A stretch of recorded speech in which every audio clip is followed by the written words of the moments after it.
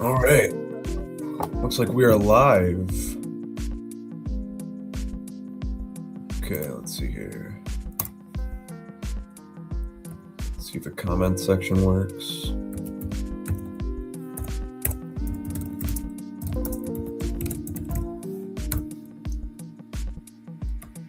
All right, yep, it works.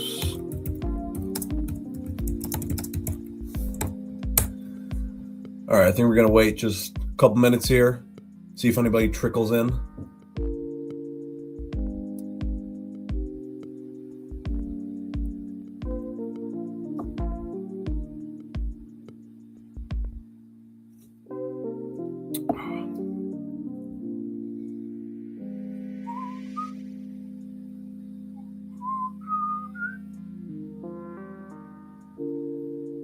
I'm going to change this music up. This kind of ass. I forgot to add in my own music as background. I'm using StreamYard's music. They all kind of suck. Let's see this one. Okay, that's terrible. That's so bad. That one's okay. All right. Acoustic cinematic. It's not bad. Dance pop. Hello, Paula. Welcome in. Yeah, feel free to chat. We're gonna get started with the tier list in a few minutes here. I'm just waiting a couple minutes to see if people trickle in. All right, first question, nice one. Do you think Keanu Reeves would play a great Darth Revan? I mean, he's definitely got the look. I'll tell you that. My only question is he too old? I think that would be the main thing, because how old is Keanu Reeves? Let me look that up. Keanu Reeves. Hey, he's already 61. I mean, if this was 20 years ago, I think that would have been prime age to cast him as Darth Revan. And of course, like, he's a good actor, so I think, of course, he could pull it off. If I was casting for like a project 5 or 10 years in the future, though, because that's probably how long it would take to develop a trilogy for like the Old Republic, I probably wouldn't cast him. But in an ideal world, say he was of the age, yeah, I think Keanu Reeves would play a great Darth Revan. I would have loved to see that. And my mom said that Jar Jar Binks looks like a duck. My Jar Jar, or just Jar Jar in general? Well, I mean, he's an aquatic creature. I mean, I can see it a little bit. He's got like the very, is that a, well, it's not really a beak. It's like a snout almost. It kind of looks like a duck a little bit. Yeah, it's interesting. I've heard that Abeloth might be coming to Ahsoka season 2, and Natalie Portman might be returning as Padme, and Abeloth will take her form to deceive Anakin. I haven't heard the Natalie Portman thing. The Abeloth stuff I have heard, though. I would not put it past Dave Filoni, because I mean, I know he's willing to do some like weird shit. And aren't, like, in season 2, aren't they kind of gonna dive deep into that stuff from what I'm hearing? Because Balin is still on, what was that planet? Peridia. He's still on Peridia, and there's like the statues of the Mortis gods. I'm not as familiar with Abeloth as it relates to the lore. Like, I know who she is, but like I've never like read or consumed anything with her in it. But I'm pretty sure she's like related to the Mortis gods in some way.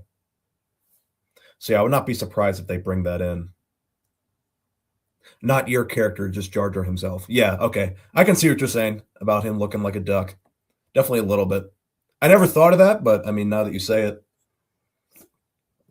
All right, we'll give it 2 more minutes, and then we will start. I can't imagine them turning Natalie Portman into a monster. Yeah, I don't think they'd do it. I don't think Natalie Portman would allow it. There's no way. I don't think so. Plus, I don't even know. They'd have to drop a lot of money for her to come back. It's just been too long. And, well, I mean, I'm going to be honest. Star Wars is a little bit of a risk for an actor right now, because the fan base is so intense where if the project sucks, it can really derail your career. Or if your character sucks, I mean, just ask Daisy Ridley. She came crawling back as soon as she got the chance because she couldn't make of a career after that. Same with like Jake Lloyd. Didn't have a career after Star Wars. That's the thing about Star Wars is a lot of times it's like that just becomes what you're known for as an actor. That's very hard to break out of that like Star Wars bubble. Harrison Ford obviously did it. But like Mark Hamill didn't really do it. I mean, I know he was the voice of the Joker in the one Batman series. That's really about it. Carrie Fisher didn't really do it. Hayden Christensen didn't do it. Ewan McGregor did it to an extent, but Obi-Wan's definitely his biggest role. All right, enough of the tangent. Let's get started. All right, looks like we got 2 viewers right now, so thank you guys for coming in for the 1K subscribers live stream. I know 1K subscribers isn't the biggest accomplishment in the world, but I mean, I think it's pretty cool. It's really that first milestone for any YouTuber. So I thought, not a bad time to try out live streaming for the first time, see how it goes. I mean, it's not that deep. I'm just here to have a little bit of fun. So let's have a clap. Another one. Thank you. All right, drop the W's in the chat and let's get started. Let me share my screen here. 1 second. Okay, and I think I got to put that on the stage. I think it's this 151. Okay, yep, this looks right. Can you guys see that? Okay, it looks like you can. Cool. All right. So, this is how this is going to work. Here are the tiers. We have great, good, mostly functional, inoffensive, bad, terrible, and non-character. Looks like there's 150 of these guys, so it's going to take quite a while, so I probably won't dwell too long on any specific character, just so we can get through it in not a timely fashion. I mean, I'm not in a rush, but I mean, I don't want to spend like 20 minutes on every character, and then we'll be here for 3 days. So here are the criteria for each of the categories. Okay, for a character to be in great, they have to be an iconic character that is extremely well written. I think that's pretty self-explanatory considering they're great. For the good column, a well-written character that clearly benefits the stories that they are in. So they're well-written characters, maybe not quite as well as the great category, but they're still good Star Wars characters. Below that is mostly functional. I've described mostly functional as a decent character that serves their purpose in the story, but doesn't rise above that. So basically, they might be a decent character, but they're not like in the category of someone like Luke Skywalker or something. You know what I mean? They serve their purpose in the story to a good degree, but that's really about it. Below that, inoffensive, a very meh character that isn't necessarily poorly written nor well written. So that's kind of like a net neutral. I don't necessarily like them. I don't necessarily hate them. I have a feeling that a lot of the smaller type characters that don't have big roles in the movies or shows are probably going to land in this category. Some of like the very more like obscure Jedi or Sith characters, maybe not Sith, but sort of those smaller characters, I bet a lot will be an inoffensive because it's kind of like, they're not necessarily good. They're not necessarily bad. They're just there. Okay, below that is bad, a poorly written character that clearly hinders the stories that they are in. I think that's pretty self-explanatory. And then below that is terrible. This is the lowest category, an extremely poor written character that either ruins completely or severely dampens the stories that they are in. There is one tier below that. It isn't necessarily below terrible, but this is the non-character tier. So this is for anybody. I've described it as people on screen that either don't have enough screen time or characterization where they can truly be called characters. They're more so just people on the screen that might have a name. So like there might be a lot of clones, for example, that go into this tier. Like they have names, they're there. Are they really characters though? Debatable. I don't know. Or a lot of those very obscure Jedi. It's like, you know who they are. They have names. They're on the screen. Are they really characters though? Not really. So the non-character tier isn't necessarily bad or good. It's just there's not enough to them where I can really effectively place them on the tier list. So for the judging criteria, I will be taking into account all the projects and lore for each of the characters that I've personally consumed or am aware of. However, I might give more weight to certain projects over others. This will be on a case-by-case basis. So, for example, someone like Luke Skywalker, I might put more weight on the original trilogy than the sequel trilogy. For example, that's an example. Also, the tier list is going to be done in a serious fashion. So what I mean by that is, let's take someone like Boss Nass. If you're just looking at him from a meme perspective, yeah, he's great. Great character. But seriously, is he a great character if you're actually looking at objective quality? I wouldn't say so. So you'd probably be below that since we're doing this seriously. This isn't going to be a meme list. If this was a meme list, this would be a wild looking list. I'll tell you that. I think that is just about it. Oh, one more thing. I'm going to put all the characters in their categories first, and then after that, I'm open to hearing arguments to either move them up or down. So I'm going to do it first, and then after that, we can have an open discussion on what you guys think, who should go where. Do we all understand? All right, looks like we got 5 in here. Let's get some W's in the chat. Marcel says, we all know all the pod racers will be in non-character. Yeah, that's true. I don't even remember any of their names. Oh, that's another thing before we start. I know all of these characters, some of the more obscure ones. I'm terrible with names. I might blank on the names. I apologize. I know who they are. I'm terrible with names. Okay? Just want to get that out of the way. So let's start with Ayla Secura. Ayla Secura. I'm leaning towards either inoffensive or mostly functional. She's in enough where she's not a non-character. And if we're just looking at the prequel trilogy, she's a non-character. She just gets killed in Order 66. That's it. She does have that one, I can't remember if it was an episode or a whole arc. And it was either season 1 or 2 of the Clone Wars. And she was pretty much just a standard Jedi. I mean, wasn't a whole lot to her. Standard Jedi with a French accent. I think inoffensive is fair. I don't know anything, EU-wise, that she's in. Maybe there's some stuff. But all the stuff that I've consumed, I'm going to put her in inoffensive. Ahsoka Tano. Okay, this is going to be a tough one. Ahsoka's one of those characters where I think it's really dependent on what media you are consuming.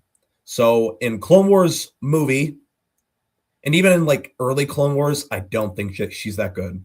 I'd probably put her in bad. But she certainly gets better as the series goes on. So from that perspective, it would be like mostly functional, maybe good. In Rebels, I think she's mostly functional or inoffensive. She's around there. I don't think she's great or good or anything. She's just, it's fine. It's just kind of a result of the show that she's in. I don't think Rebels is that good. And then in the Ahsoka series, I actually think she's quite bad. I think, no disrespect to the actor, but I much prefer Ashley Eckstein as Ahsoka. I just think, Rosario Dawson, that's the actress's name. I just think it might not even be her fault. Just the direction it's so lifeless. I don't know. I'm not a fan. For now, I'm going to put inoffensive. I'm willing to hear arguments for up or down, but I'm going to put her in there for now. All right, Admiral Holdo. Terrible. This bitch sucks. I hate Admiral Holdo. She's really just there to nag Poe for the whole movie. The light speed, like Ram, I hate. I just hate that concept.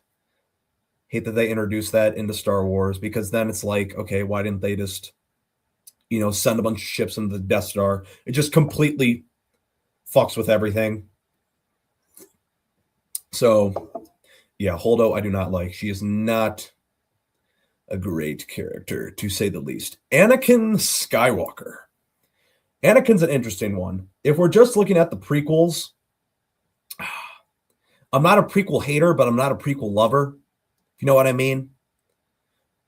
So I kind of put him in the inoffensive, or maybe mostly functional, if we're just looking at the prequel movies. The Clone Wars show, though, I think is a significantly improved version of Anakin. I think he's written like much more heroically, while also maintaining the character flaws that are present in the prequel movies that make him an interesting character. And also in some of the EU stuff, like the Revenge of the Sith novelization, I think he's great. So I think I'm going to put him in good. I don't think Anakin's great. I'm going to put him in good. I'm willing to hear arguments, though. We'll see. Asajj Ventress. Asajj I like a decent amount. I think she was very interesting in Clone Wars after, like, Dooku betrays her. Then I think her storyline started to get interesting as it related to Savage and all that kind of stuff. I'm going to put her in mostly functional. I think she benefits the story of Clone Wars. I think she's an interesting addition. Now, I will say I do quite like her in 2003 Clone Wars, if any of you guys have seen that. If it was just going based off that, I'd probably put her in good. But taking everything else into account, I think mostly functional is fair. I think that's fair. Aura Singh. Aura Singh, I don't really have too strong of opinions on, really, either way. So just based off that, I'm inoffensive. Yeah, I don't really want to dwell on her. I don't really have a strong opinion on Aura Singh. She's kind of just there. I don't know. I mean, she's in enough where she's definitely like a character. It's just I'm not particularly compelled by her one way or the other. Babu Frick. Babu Frick is a non-character. He was pretty funny for what it was in Rise of Skywalker. I'm always a little bit of a sucker for just the cute ball characters. But yeah, he's a non-character. Hold on one second. My mic's kind of tweaking out. Okay. Hopefully that fuzz is gone. Okay, yeah. Babu Freak, non-character. Sorry for all the Babu Freak lovers. Baby Yoda. Oh, Baby Yoda. If we were just going off season 1 and season 2 of Mandalorian, I think I'd actually put him in mostly functional. Because I think he actually serves a narrative purpose. Well, he definitely does serve a narrative purpose in season 1 and 2. Because seasons 1 and 2 is all about Mando and him going all across hell and back, all across the galaxy, to get him into the hands of a Jedi. So he actually serves a narrative purpose. In Book of Boba Fett and Mando season 3, though, I think he's bad. I don't think he serves any narrative purpose, and he's literally just there to bum around as Mando's sidekick. He's overstayed his welcome. I know some people think he's a non-character. I wouldn't say he's a non-character because he's on screen enough, and he does have somewhat of a personality to him. Obviously, he's a little bit of a jokester. He eats the cookies. He fucks with the wires. He's always tampering with the wires. So I think mostly functional and bad. It balances out to inoffensive. Put in Baby Yoda, inoffensive. All right, Barriss Offee.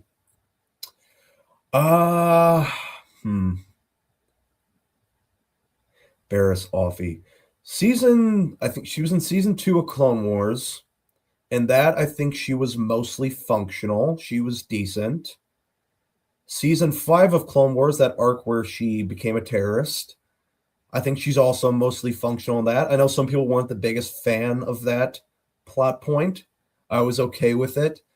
Tales of the Underworld, I did not like it. It's not necessarily because of her. It's because of the direction that the writers chose to go. They chose to chicken out on the Inquisitor storyline, on her becoming an Inquisitor. All of a sudden, she just reverts back to this like light side of the Force monk, which I didn't like. So I think I got to ding her down a little for that. If it wasn't for Tales of the Underworld, I'd probably put her mostly functional. But I'm going to put her in inoffensive. Okay, the battle droids. I don't think it's talking about a specific battle droid, so obviously this has to go in non-character, right? Yeah, I mean, I know that battle droids have personalities to them, but it's not specifying which battle droid it is. It's just an image with a bunch of battle droids. So that's non-character. All right, this is Baze, right? Baze from Rogue One. He's a smaller character in Rogue One, but I liked him. And I think he serves his narrative purpose in the film pretty well. So I don't really have a whole lot to say about Baze, but I think he's fine. So I'm going to go mostly functional. BB-8. BB-8 I think is terrible. And the reason I think BB-8 is terrible is he's entirely derivative of R2-D2 and doesn't really separate him or separate from him character-wise, I think, in any meaningful way. Not necessarily that I hate BB-8. It's just the fact that he is entirely derivative. That is why I think he is terrible. All right. Bib Fortuna. Bib Fortuna, I think, is a mostly functional character. I think he serves his narrative purpose in Return of the Jedi well. I think he's an interesting henchman of Jabba. I know Fat Bib Fortuna shows up briefly at the end of Mando Season 2 in the end credit scene. But you don't have to put much weight on that, even though I think that was funny. But in Return of the Jedi, I think Bib Fortuna is a mostly functional character. He's solid. Boba Fett. Okay, Boba Fett. Again, similar to like Ahsoka, it is highly dependent on what media you are consuming. If we're just looking at the original trilogy, Boba Fett's a good character. Yeah, his death sucked, or what was originally his death sucked, which was disappointing, but I mean, he's not dead anymore, so that's fine. I haven't really consumed anything EU-wise as it relates to Boba Fett. I know that's why a lot of people love him, because they love a lot of the EU stuff that he's in. I can't personally speak to that, though. So the only other thing that I've seen him in besides the original trilogy is Mandalorian and Book of Boba Fett. In Mandalorian, I think he's inoffensive. And in Book of Boba Fett, I think he is terrible. I think they completely butcher his character. So I want to put him in good, but I think I got to ding him a little bit because of the recent Disney stuff. I'm going to put him in mostly functional. I hate to do that, but I mean, blame Disney, not me. All right. This is the Rogue One pilot. God, I forget his name. Hold on, chat. Type his name. If anybody knows in chat, I'm forgetting. Or else I'm just going to refer to him as Rogue One pilot.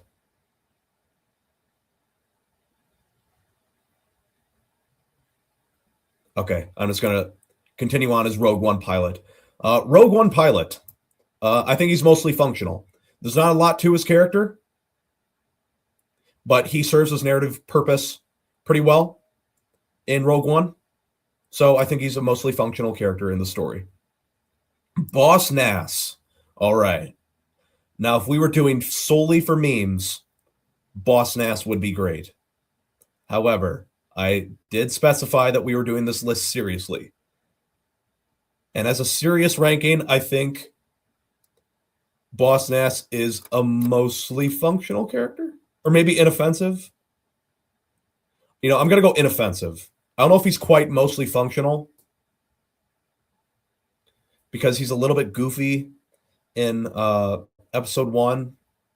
I don't really know what his purpose entirely is in that movie besides like just giving Jar Jar the rank of Bombad General. So I'm going to put him in inoffensive. I don't hate him, obviously. I don't think he's like particularly good either, though. So I think inoffensive is a good category for him. Bosk. Okay, Bosk in the original trilogy is a non-character. But Bosk and other stuff, he's in the Clone Wars briefly, right? I think he's in the Clone Wars briefly. The episode isn't sticking out to me that much, though. And then he's not in the prequels. So really, everything related to Bosk is almost entirely EU. So for that little that I haven't consumed, by the way, I should. I have an entire, I forget what the trilogy is called, but there's a Legends trilogy, like a Bounty Hunter trilogy set of books. It's on my shelf. I have yet to read it. It is on my list, and I will one of these days. It is on my Star Wars to read list. But for now, I think I'm going to put Bosk inoffensive. I'm willing to hear arguments up or down, though. That's one I'm definitely willing to hear arguments for, because I don't have a super strong opinion on Bosk. C-3PO. Now, okay, now is this episode 9 C-3PO, or is this C-3PO just in general? So I know there's a couple on this list where there's duplicates, depending on what movie it is. Okay, scanning. It looks like this is just C-3PO in general. So C-3PO in general, I think, is a great character. I think you got to put C-3PO in great character. He's one of the original trilogy droids. I think he works so well in the original trilogy in the story. Yes, in the sequel trilogy, he's not great. The Force Awakens, he's pretty much just a non-character. He shows up briefly. I don't even know if he's in The Last Jedi. I think he might be in The Last Jedi. I don't even remember a scene that he's in. And then Rise of Skywalker, he's kind of just bumming around as a sidekick. The prequels, he's not the best either. So if I had to ding him down a little bit, he would probably be at the lower end of great. But I think C-3PO, you still got to put in great. He's an all-time great character. Oh, and by the way, I'm not doing like the left to right thing. So like, even though like Aura Singh, or not Aura Singh, Ayla Secura is all the way on the left compared to Bosk. I'm not doing like the farther left you are, the better you are, because if I had to differentiate like one by one each of these, that would just be another layer that I just don't want to do right now. Okay, Cad Bane. Cad Bane. I really do like Cad Bane in Clone Wars. He's so captivating whenever he's on screen in that show. He kind of sucked in Book of Boba Fett. That wasn't his fault, though. That was the writer's decision to just kill him like a bum. Tales of the Underworld, I think his arc is okay. I'm going to be charitable. I'm going to put him in good. I do like Cad Bane quite a bit. He's one of my favorite bounty hunters. Oh, he does show up briefly in Bad Batch, though. I think he like kidnaps Omega, if I'm remembering correctly.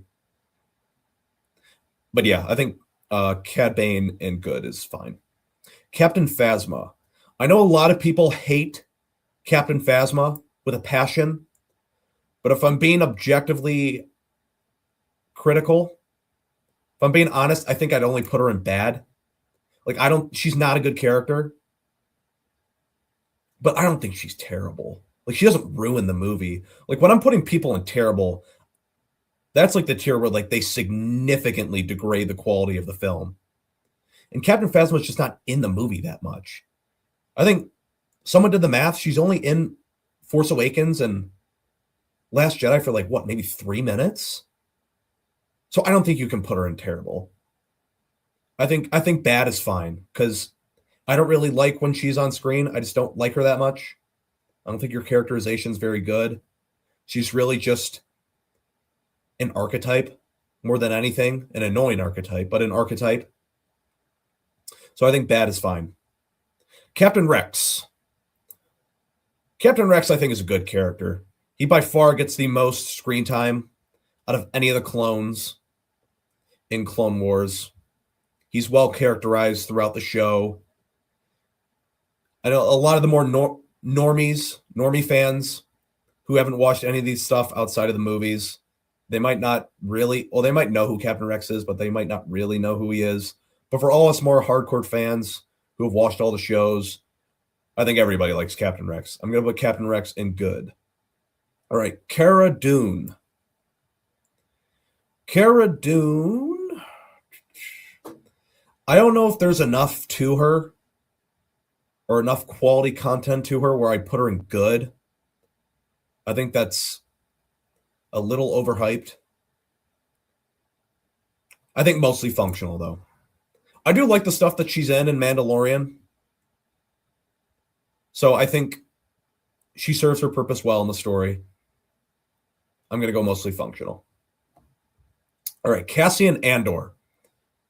All right, this is an interesting one. Because if we're just judging based off Rogue One, Cassian Andor, I would say, is inoffensive. I'm very just meh on Cassian in Rogue One. Just looking at Andor, though, Cassian is a great character. Cassian's a phenomenally written character in that show.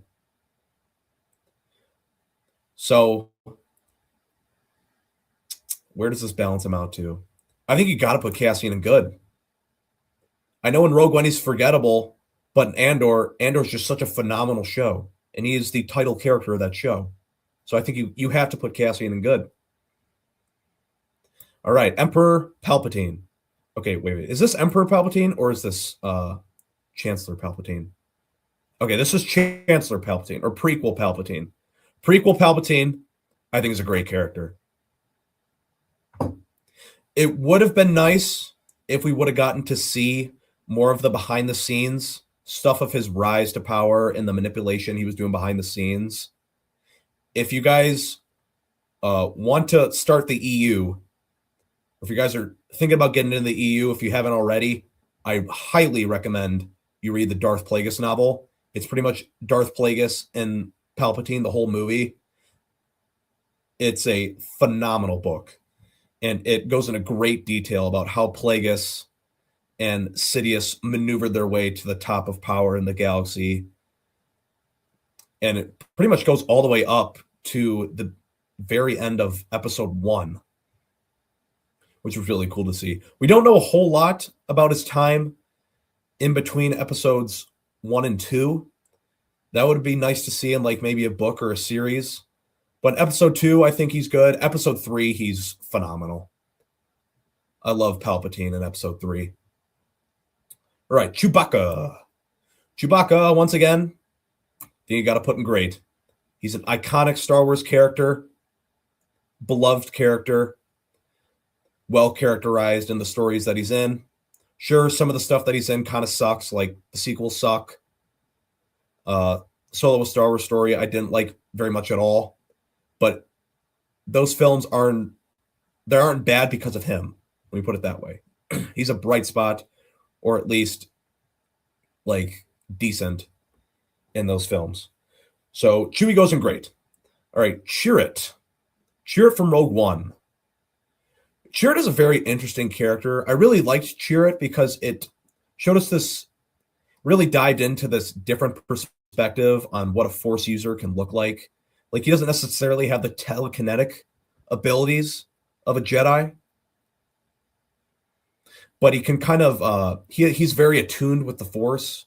He can feel the Force around him. So I'm not sure exactly what, he's not a Jedi, but I'm not sure exactly what that makes him. But I think he's good in Rogue One. I don't know if he's quite in the good tier, but I think there'd have to be more content with him for him to solidly be in good. But in the context of Rogue One, he's definitely a mostly functional character. I like Chirrut. Chopper. All right. Chopper, I think I'm going to put in inoffensive. I don't like Chopper necessarily. I think he's too much of a goofball for a robot, in my opinion. But he's not like BB-8 in the sense where he's completely derivative of R2. Like, Chopper definitely has his own personality to him. You can feel the difference between R2 and Chopper compared to BB-8, who's literally just trying to be a R2-D2 derivative. So that alone, I think, bumps him up a couple spots. I just don't really like Rebels that much, and I think he's too goofy for a droid. Like, I don't think a robot would realistically be programmed that way or act that way, which I wasn't the biggest fan of. So I think inoffensive. I think, I don't feel too strongly about him one way or the other. Commander Cody. Commander Cody, he's not the most interesting clone. He's the commander of the Legion, of course. He isn't the most vibrant clone personality, but everything that he's in, I think he's a mostly functional character. I think Cody's fine. I don't got a problem with Cody.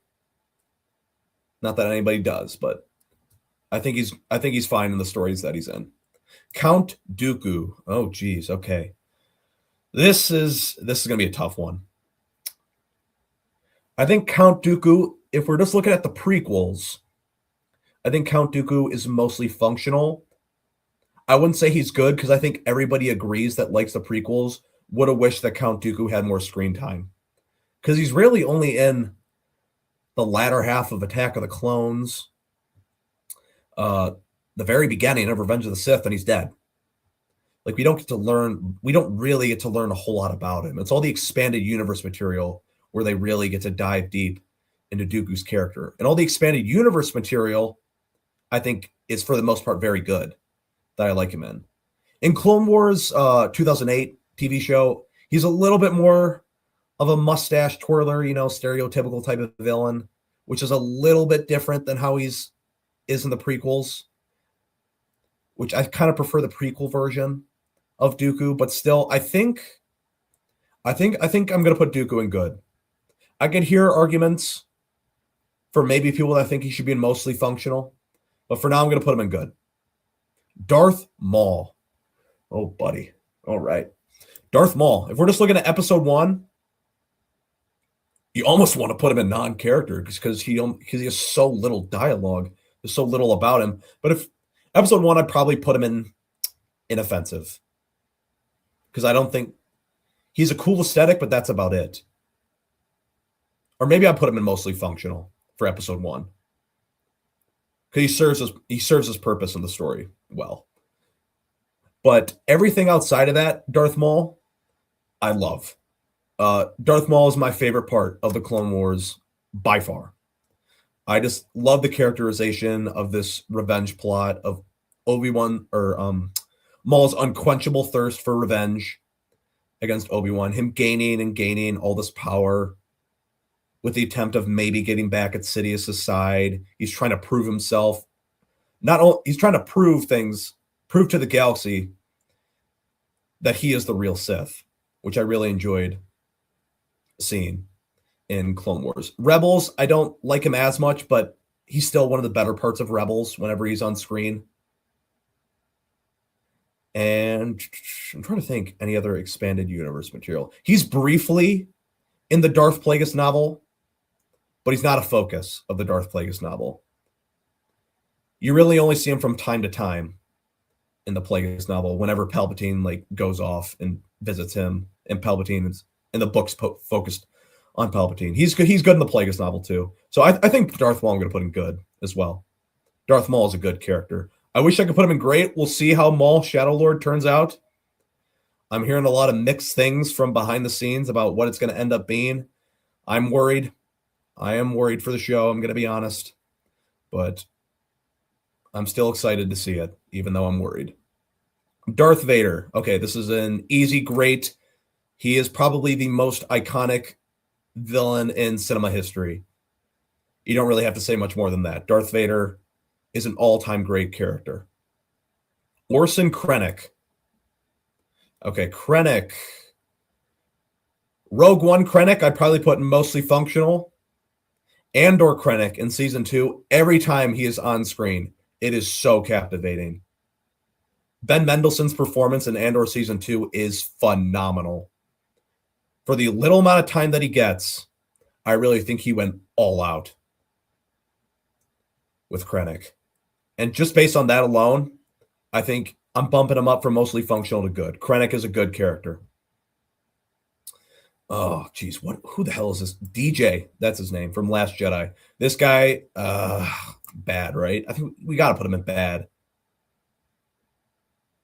I didn't really like him in Last Jedi at all. I saw what they were going for. Just because I saw what they were going for with his character doesn't mean I necessarily liked it. Don't really have much to say about him. He's going in bad. All right, Dryden Voss. Dryden Voss, I'm thinking inoffensive. I would say mostly functional, but I think he's underutilized in the story. I don't think he gets enough time in Solo for me to say he's mostly functional. I like when he's on screen. I just don't think he gets enough time in that movie. So I think I'm going to go inoffensive. All right, Echo. Echo, I got to be honest, I think Echo was the most boring clone in Bad Batch out of the 5 of them. There is like he's not really a distinguished personality in any way. Before his accident, though, I mean, even then, I think he was kind of. It's not necessarily that he's bad. It's just like I don't particularly care that deeply for him either. So I'm thinking inoffensive for Echo. I can maybe hear an argument for mostly functional. I think I'm going to go inoffensive for now. Embo. Embo, I almost want to put non-character. Because even though he's in like a handful of episodes in Clone Wars, he's really just there to, like, I don't know, to shoot stuff. You know what I mean? He just, like, he's on these bounty hunter missions, but, like, there's not really a character to him. I'll be charitable, though. I'll put him in mostly functional. I like everything that he's in. I'll be interested to see what they do with him in Mandalorian and Grogu. I don't think he's a great option for the main villain of the film. I'll tell you that. But I'll be interested to see what they do. So I'll put Embo mostly functional. All right, Emperor Palpatine original trilogy. Again, he's great. He's only in Return of the Jedi in original trilogy for like the end of the second and third act. Or maybe it's just the third act. I'm trying to remember where the act break is in that movie.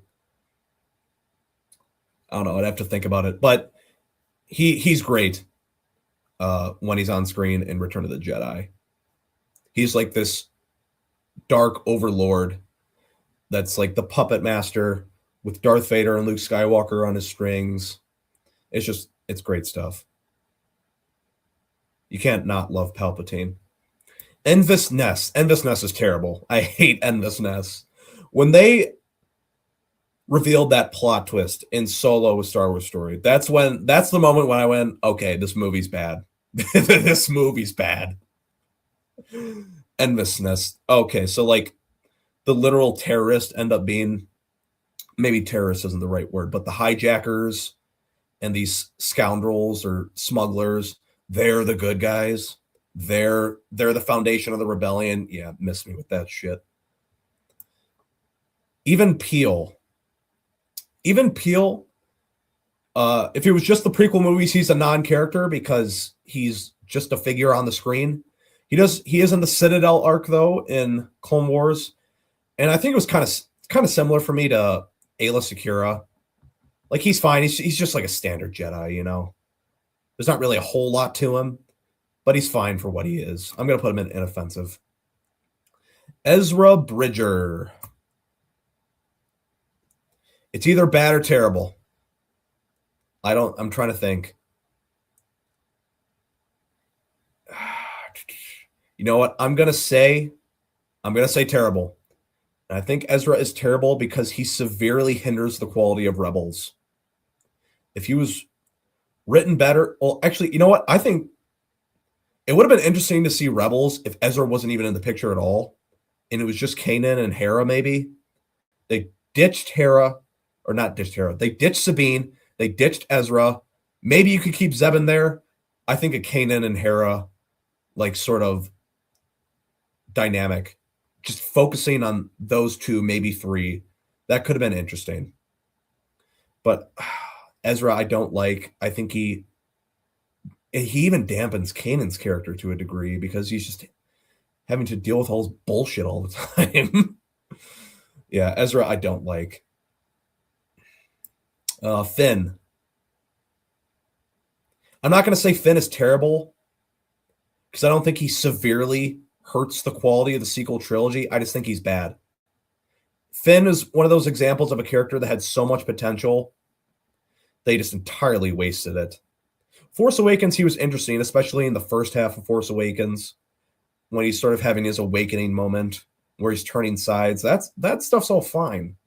It's just that's it for him. Like, he doesn't go on much of a journey beyond that as a character after that's all completed. And from there, he's just pretty much there just to serve as either comic relief or just, I don't know, to scream Ray. Ray! Ray! Like, yeah, Finn's bad, sadly. Okay, is this fives? I think this is fives. Now, fives before season 6 of Clone Wars, I probably put in inoffensive, similar to Echo. You know, he's kind of just like a standard clone with somewhat of a personality. But that season 6 inhibitor chip arc, I love. I love that arc. That's one of my favorite arcs in the show. I love his characterization in that arc. So just based on that alone, I'm going to bump him up to mostly functional. I like fives. He's definitely one of my favorite clones now. Just based on that. Zeb.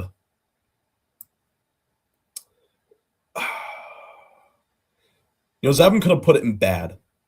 I don't think he's terrible because I don't think he's significant enough to the show. Like, he's not the main character of the show, so I don't think he severely dampens the quality of Star Wars Rebels. I just don't care for Zeb that much. He's pretty much just this brutish comic relief character that falls flat for me. He really is just an archetype of the big brute comedic sort of character. I just don't think he's a good version of that archetype. I don't care for Zeb that much. I'll be interested to see what, like, similar to Embo, I'll be interested to see what they do in Mandalorian and Grogu for him. But for now, I'm going to put him in bad. All right, General Grievous. General Grievous in episode 3, I'd say, is mostly functional. I like Grievous in episode 3. General Grievous in 2003 Clone Wars. If you know, you know. That's a great Grievous. Grievous is great in 2003 Clone Wars. 2008 Clone Wars, I think Grievous is maybe still in mostly functional, just on the lower end. I think he's a little bit, I don't know. I'm struggling to think of the word. I just don't think he's that intimidating in 2008 Clone Wars because we constantly just see him like losing. You know what I mean? Whereas in 2000 or in Revenge of the Sith, if you didn't see through on 2003 Clone Wars, like he's a completely fresh character. So you don't have like this preconceived notion of what the character should be. You're threatened by him. Whereas in 2008 Clone Wars, you know what? You know who Grievous is, but he's just constantly getting his ass kicked. So he's not as intimidating. I still think he's a good character, but I don't know. Grievous is tough. I'm going to put him in mostly functional for now. I could hear an argument maybe for good, but mostly functional for now. Okay, General Hux. General Hux is terrible. Now, I know he's not a massive character, but for the time he has, especially in Last Jedi and Rise of Skywalker, he is so bad. He is so bad in those movies. In Force Awakens, I think he's inoffensive, if I'm being honest. In Force Awakens, he's pretty much just this standard sort of militant, kind of like, I kind of think of him, I don't know, as like a Russian officer. I know like the comparison is the you-know-who German party officer. But like as a modern day equivalent, I think of him as like this, I don't know, this like militant Russian officer. So he's pretty inoffensive in that. But in Last Jedi, he's a complete joke.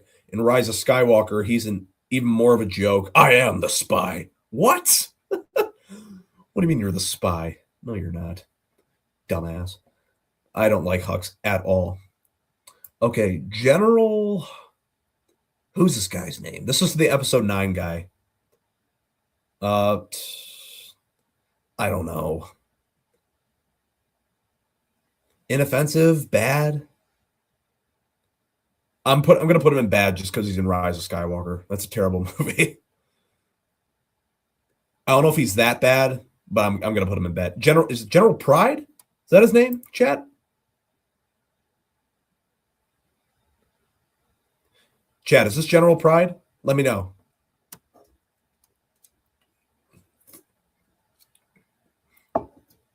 Okay.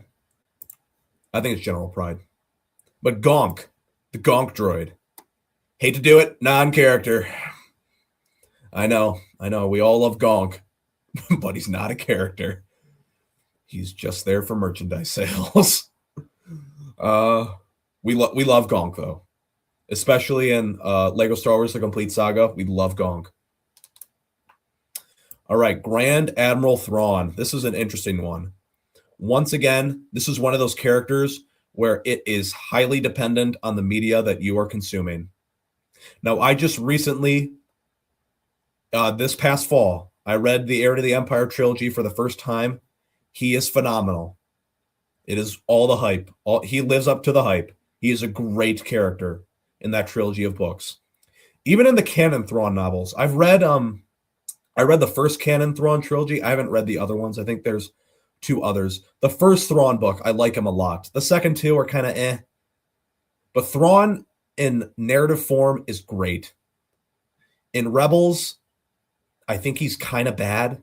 Maybe inoffensive, but I don't like how he's getting his ass kicked all the time in Rebels. He's not good enough. He's not smart enough in Rebels. And then in Ahsoka, it's worse. Ahsoka, he's definitely a bad character. So I'm going to put him in good. If this was just EU/book Thrawn, I think it's an easy great. But because of the stuff we've seen him in animation and live action, I got to ding him down to good. Hate to do it, but it is what it is. All right, Tarkin. I think Tarkin's a solid good. I think Tarkin is everything he's in he's good. I can't think of anything that Tarkin is in that he's bad off the top of my head. Episode 4, Peter Cushing's performance is great. Tarkin's great. What else is he in? He's in a lot of the animated stuff. Clone Wars, he was interesting in Clone Wars because like he's this Republic officer, and you can see the seeds of what Tarkin will grow into. He's not as like extreme and evil yet, but you see it. You can see where it's going. So I liked him in Clone Wars.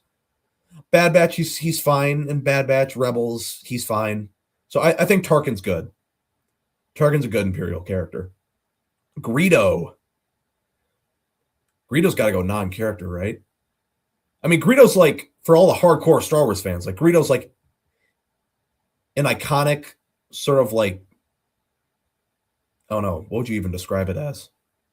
Just action figure, pretty much. It's an iconic action figure because everybody knows Greedo. I always tell my dad, I'm gonna print my own shirt and show up to like a Star Wars convention that says Greedo shot first, bitch. See how many nasty comments I get just to troll. Greedo shot first, bitch. But I think Greedo's non-character because he's only in episode 4 and he just dies. That's it. All right. Grief Karga. Season 3 of Mandalorian, he's kind of meh. But the first 2 seasons, I like him. I think he serves his purpose well in the story. So yeah, I think mostly functional for Grief Karga.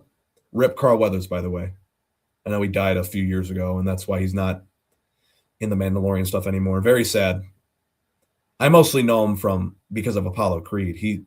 That's the first thing I think of him as is Apollo Creed for all of you Rocky fans. But yeah, R.I.P. Carl Weathers, mostly functional character.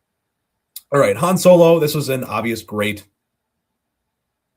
I know in Solo: A Star Wars Story, the movie, I think Alden Ehrenreich was trying his best. I just don't think he quite had it. It wasn't quite Han Solo to me. But the original trilogy is so iconic to the point where I don't even think Solo dings him down to good. Han Solo's a great character. I feel like a lot of the original trilogy characters that show up later down the line in like the sequels and stuff, the same logic's going to apply. They're great characters no matter what else they get butchered in. Hera, I don't have too strong of feelings towards either way. I think Hera's actually one of the better characters in Rebels. She's kind of like this sort of matriarchal figure, but I think she's decently characterized. I'm just not that particularly compelled by her, so I'm going to put her in inoffensive. She's not bad. I don't think Hera's a bad character. For all the people that, including myself, that don't like Rebels, if I'm being objective, I don't think Hera is bad, but I don't think she's that good either. So I think inoffensive is fair. Hondo Onaka. All right. Hondo, I'm thinking mostly functional. There's some of the stuff in Clone Wars that he's in that I quite like, and I'd say he's good. There's some story arcs that he's in where it's kind of so I think it kind of dings him down a little bit, but I think he's definitely solidly in at least mostly functional. Hondo's a fun character in Clone Wars. That whenever he's on screen, like he's always like, oh shit, Hondo's here. In Rebels, I don't like him as much. I will say that. So you know what? That's my justification. I think he's pretty good in Clone Wars. Rebels, he's kind of so mostly functional. Is where it evens out to. IG-11. I would say non-character, but he has enough in season 1, episode 1, where I think inoffensive. Or maybe I mean, he's functional in the story. He's definitely mostly functional in the story. It's just I'm not that compelled by him. Like I don't think he's that interesting. He's just a droid at the end of the day. So I think inoffensive is fine. I can maybe hear the argument for mostly functional, but I'm going to stick with inoffensive for now. Jabba the Hutt. All right, Jabba the Hutt I think is a good character. I don't think great, because I don't think he has enough time in the original trilogy for him to solidly be in great. But Jabba the Hutt is very good in Return of the Jedi. I like him a lot in Return of the Jedi. Clone Wars, he's kind of even though he only shows up like a couple times in Clone Wars. I think that's all he's in, right? Besides his brief cameo in episode 1. I think that's it for Jabba. Thankfully, Jabba has not been tainted that much by other material. Jabba's pretty much only in Return of the Jedi. Oh, and then the added scene in A New Hope in the newer versions. That one was kind of bad, but we don't have to put much weight on that. So yeah, Jabba's definitely a good character. Jango Fett. Jango Fett, similar to Boba Fett, is kind of one of these characters where he's carried a lot by the EU amongst the fandom. And I haven't read a lot of the EU stuff that he's in. I didn't play the Bounty Hunter game from like the early 2000s that he's in. I know a lot of people like that game. So pretty much all I know about Jango Fett is episode 2. In episode 2, I think he's mostly functional. But I know a lot of the EU fanboys would probably say he's great. I can't put him in great because I just personally haven't consumed enough content for me to say he's great. I will put him in mostly functional for now. But for any of you EU fans in the chat, if you want to make the case for why I should bump him up to good, after the list is done, make sure to type it in because I'm willing to hear the case. All right, this chick from episode 9. God, I don't even remember her name. Was it Jaina? Is that her name? I think it's Jaina. She is, I can't say she's terrible because she just doesn't have big enough of a stake in the plot to like truly ruin the movie. Because Rise of Skywalker is already a shit show in of itself. But she's definitely bad. I didn't like her at all. Not much more to say about her. Jar Jar Binks, the mascot of this channel. Now, of course, if this was a meme tier list, Jar Jar Binks wouldn't be in great tier. He would be in God tier. He's the icon of this channel for a reason. If we're being objectively serious, though, in episode 1, he is terrible. That is one of the main reasons why people were so turned off by episode 1, solely due to Jar Jar. In the later bits of the prequels, he's not as bad. Episode 2, I don't think he's that bad.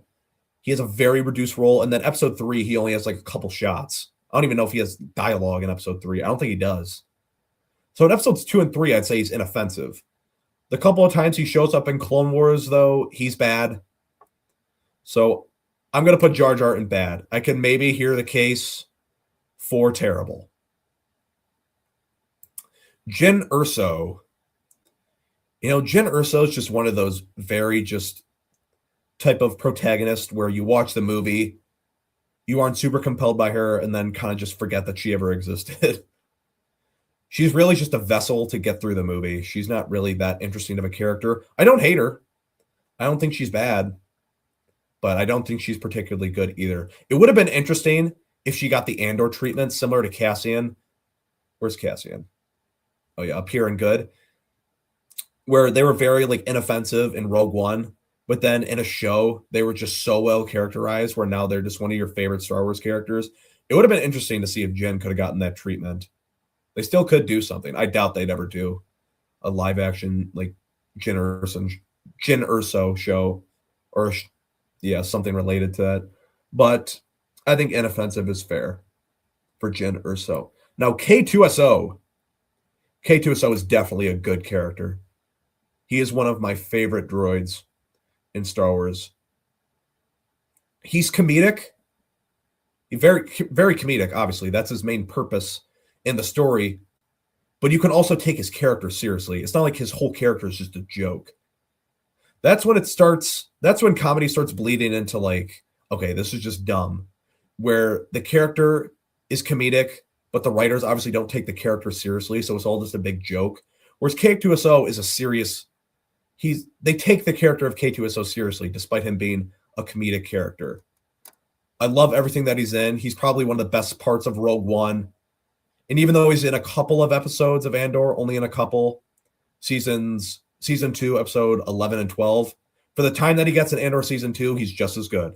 So I think K2SO is solidly in the good category. All right, how much more we got? I think we're about, like halfway through? I think we're close to halfway through. I might take a pee break at about halfway through, but we'll get through like 5 or 10 more before I do that. All right, Kanan Jarrus. Kanan Jarrus, I think, is one of the better parts of Rebels, for sure. I think he actually has somewhat of a compelling character arc in Rebels that I really wish they would have focused on more. Ezra and all the other clowns in that show just really bog it down.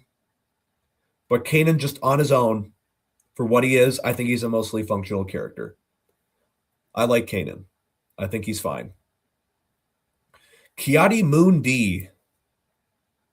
All right, Ki-Adi-Mundi, again, to a lot of these council member Jedi, or similar to these council member Jedis, I think he's inoffensive. He's not necessarily bad. I don't think he's necessarily good either. Now, he is in that one Geonosis arc in Clone Wars, which I think he was mostly functional in. I don't think that's enough, though, to bump him up a tier. Because in the prequels, he's almost a non-character, but he actually has some dialogue in the prequels, so I think he's inoffensive. Kit Fisto. Now, if this was just based off the prequels, Kit Fisto would be non-character. Because there's only a couple shots in which Kit Fisto is the focus in those movies. He is in a little bit of Clone Wars, though. He's got the one episode, Lair of Grievous. I actually think he was mostly functional in that episode. And then he's also in the Water War arc. Again, I think he's mostly functional. So I think... But I'm not that compelled by Kit Fisto, though. Do I keep it consistent and put another council member in inoffensive? I don't know. You know what?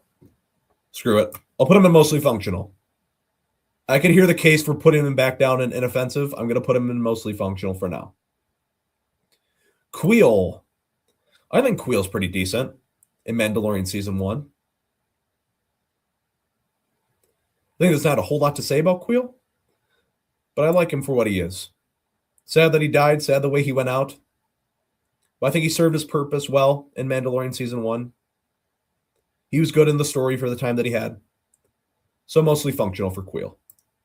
All right, Kylo Ren, Ben Solo. I think he is bad. I definitely think he is bad. His character is just all over the place. They could not decide what to do with him. Despite Adam Driver trying his best, Kylo Ren's he's a bad character. I don't think he's terrible because he doesn't ruin the movie for me. I just don't think they could figure out what they wanted for this character, and I think he's bad. L337. This is a clear terrible. She sucks. She's one of my least favorite droids, probably my least favorite droid. She is literally just a feminist archetype. That is all she is. There's nothing else to her. Lando Calrissian. Again, he's a great character. Every time he's on screen in the original trilogy, he's great. Similar to Han Solo, similar to all the other original trilogy characters. I don't think there is a bad character in the original trilogy. Lando's another one of these iconic. He's part of the gang. Han, Luke, Lando, Leia. He's a great character. Kind of similar, or kind of interesting to see his dynamic with Han too as the trilogy goes on, because they're kind of similar but kind of different. So I always like that back and forth. Also in the Heir to the Empire book trilogy, I really like their dynamic. Han and Lando, their back and forth dynamic. Very fun to read. All right, Luke Skywalker. I think this is original trilogy Luke, because I think, yeah, they have all the sequel versions later in the list. So Luke Skywalker in the original trilogy is obviously great. He is pretty much, I don't know if he's the most iconic character for the hero's journey archetype, but he's definitely up there. Luke Skywalker is a phenomenal character. He's the protagonist of the original trilogy. He's great. Goes through the great character journey in the original trilogy. Luminara Unduli. This one I think I can solidly put in inoffensive.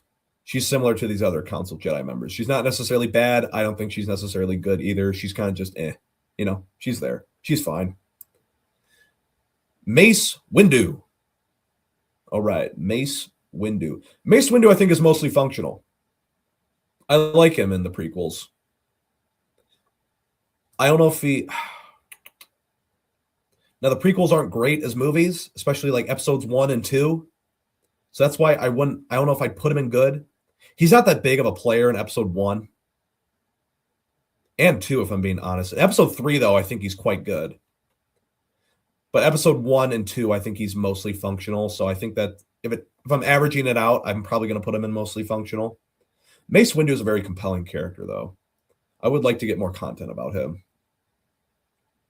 All right, we'll do 3 more, and then I'm going to take a quick break, and then I will be back. So, The Mandalorian. Oh, buddy. Here we go. He's got his movie on the horizon. The Mandalorian, again, is one of those characters where I think it's highly dependent on, like, what season you're watching, what show you're watching. Excuse me. Seasons 1 and 2, I think he's mostly functional. He's not like super compelling of a character, but I mean, like, he's this like cool vessel for the show, for the plot. If you get what I'm saying. Book of Boba Fett, even the stuff in Book of Boba Fett, I think he's okay. I don't like the decision of what they did with Baby Yoda, but even in Book of Boba Fett, I think he's pretty inoffensive. Mando Season 3, though, I think he's terrible. No, not terrible. No, Mando Season 3 is bad. I do not like him in Mando Season 3 at all. He's this much more passive version of the character. I think he's lost a lot of his aura. I really don't like him in Mando Season 3. So I think that's going to average out to about inoffensive. I'm definitely willing to hear arguments, though, for up or down.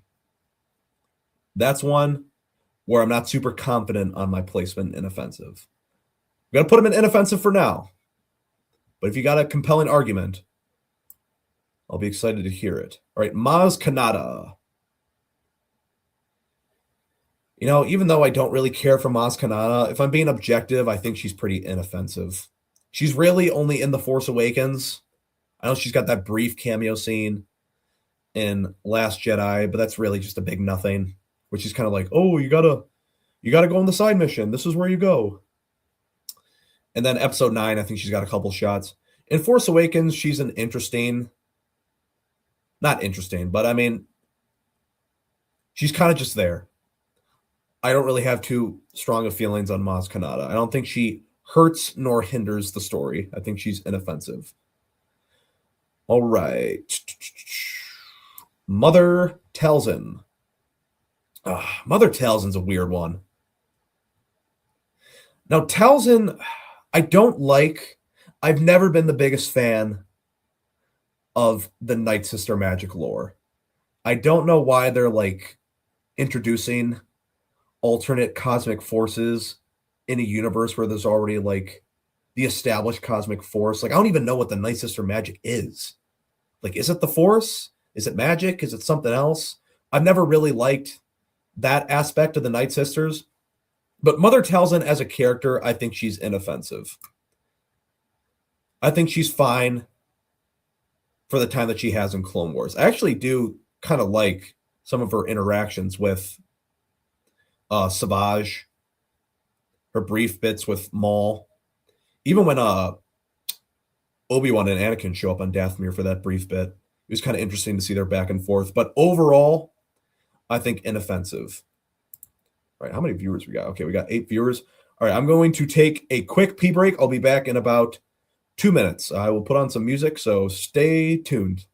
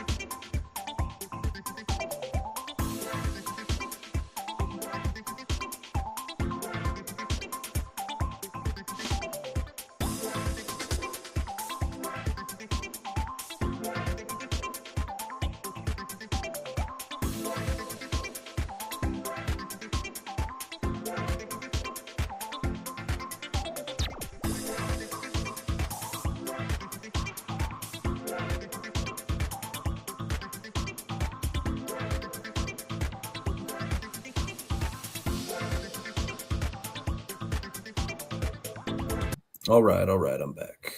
Give it 1 sec.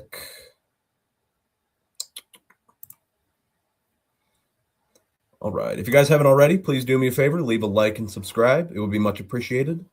Helps out the channel a lot. But with that, let's get right back into it. Okay, 9 Nub. Can you guys still see my screen? Okay, yeah, it looks like you can. All right, 9 Nub. 9 Nub, I think, is a clear non-character. He's funny for his couple shots in Return of the Jedi, but there's really nothing to him. 9 Nub is a non-character. All right, Newt Gunray. Newt Gunray, you know, I think he's kind of bad, honestly, in episode 1. I think he kind of sucks. But everything else that he's in, I think he's kind of inoffensive. Episodes, is he in episode 2? I think he might be briefly. Yeah, I think he's briefly in episode 2. I don't know if he has any dialogue, but he's definitely in the movie. Episode 3, he's pretty inoffensive. Clone Wars, I think he's kind of inoffensive. So I think it'll average out to about inoffensive. All right, young Obi-Wan, prequel Obi-Wan Kenobi. It's either going to be good or great. I'm trying to decide here.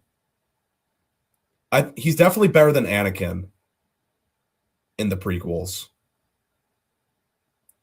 But do I think he's great?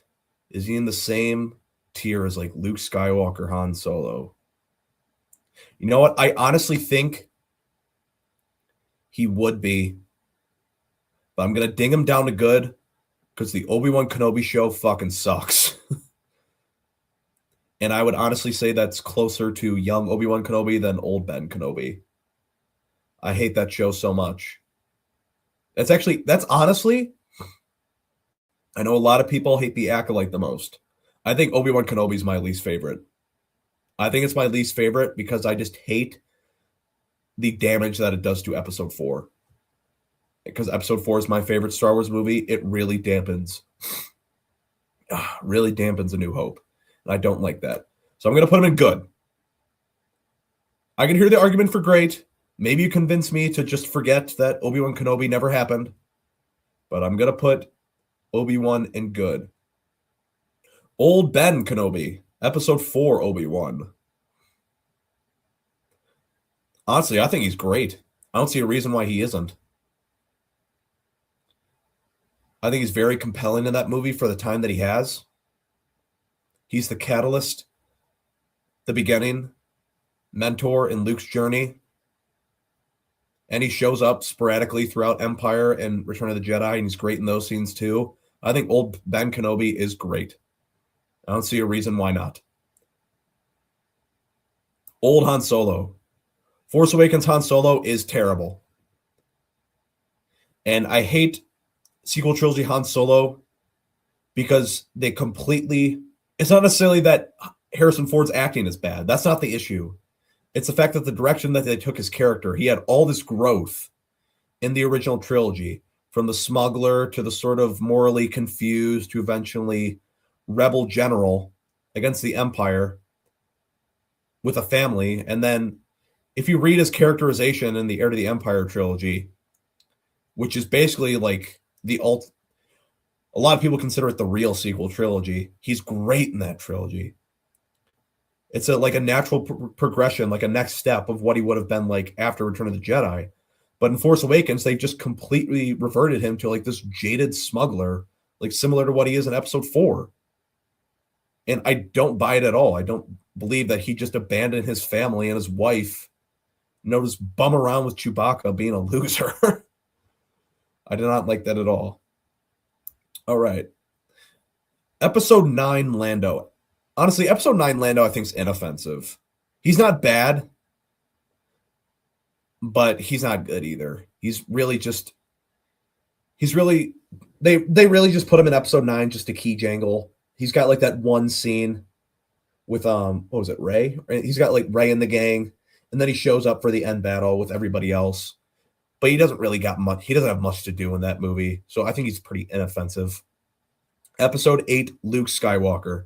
This is even as bad as Han Solo was in Episode 7. Luke Skywalker, Episode 8, is even worse. They completely butchered one of the greatest heroes, the greatest protagonist in film history. And that is something that I don't know can ever be forgiven. They took one of the most hopeful, optimistic, pure-souled, heroic individuals and just completely flipped the script and turned him into the exact opposite. And every second of it, I hated. He's absolutely a terrible character. All right. Sequel trilogy, Leia Organa. I almost want to put her in inoffensive because even though she's in all 3 of the sequel movies, she doesn't have a whole lot to do, except I think she's bad. She's definitely bad in Last Jedi. I don't like her at all in Last Jedi. And that's the movie where she has the most screen time. So just because of that, I think she's pretty inoffensive in Episode 7 and 9. But in 8, she's bad. And that really weighs her down. So sequel trilogy Leia is definitely bad for me. All right, Padme. For a lot of us, our first crush. No, I'm just kidding. But Padme is definitely hot. I really do wish Padme had a little bit more characterization in Episodes 2 and 3. But I think Padme is a good character. I really like a lot of the stuff that she's in Clone Wars and some other expanded universe material. So I think she's solidly and good. I don't think she's great I don't think there's an argument to put her in great or even down and mostly functional. I think maybe mostly functional, but I think she's solidly in good. Plo Koon. I think Plo Koon, similar to a lot of the other Jedi Council members, is going to go in inoffensive. Really, in the prequels, he's a non-character. He doesn't have a single line of dialogue. In Clone Wars, he gets a little bit more, but I don't really feel too strongly about him either way. I guess he's got a cool aesthetic, but that's really about it. Inoffensive. Poe Dameron. Poe Dameron is a bad character. In Force Awakens, I think he's fine. You know, the first half of Force Awakens, he's compelling. His whole dynamic with Finn. Second half of Force Awakens, he's just generic pilot. In Episode 8, even though I don't really care for him, the whole audience is kind of rooting for him against this tyrannical bitch in Holdo. But Episode 9, I don't like him. I don't like the dynamic of the whole group. They had potential with Poe. He just did not live up to the potential at all. So he's bad. Pong Krell. Pong Krell I actually quite like.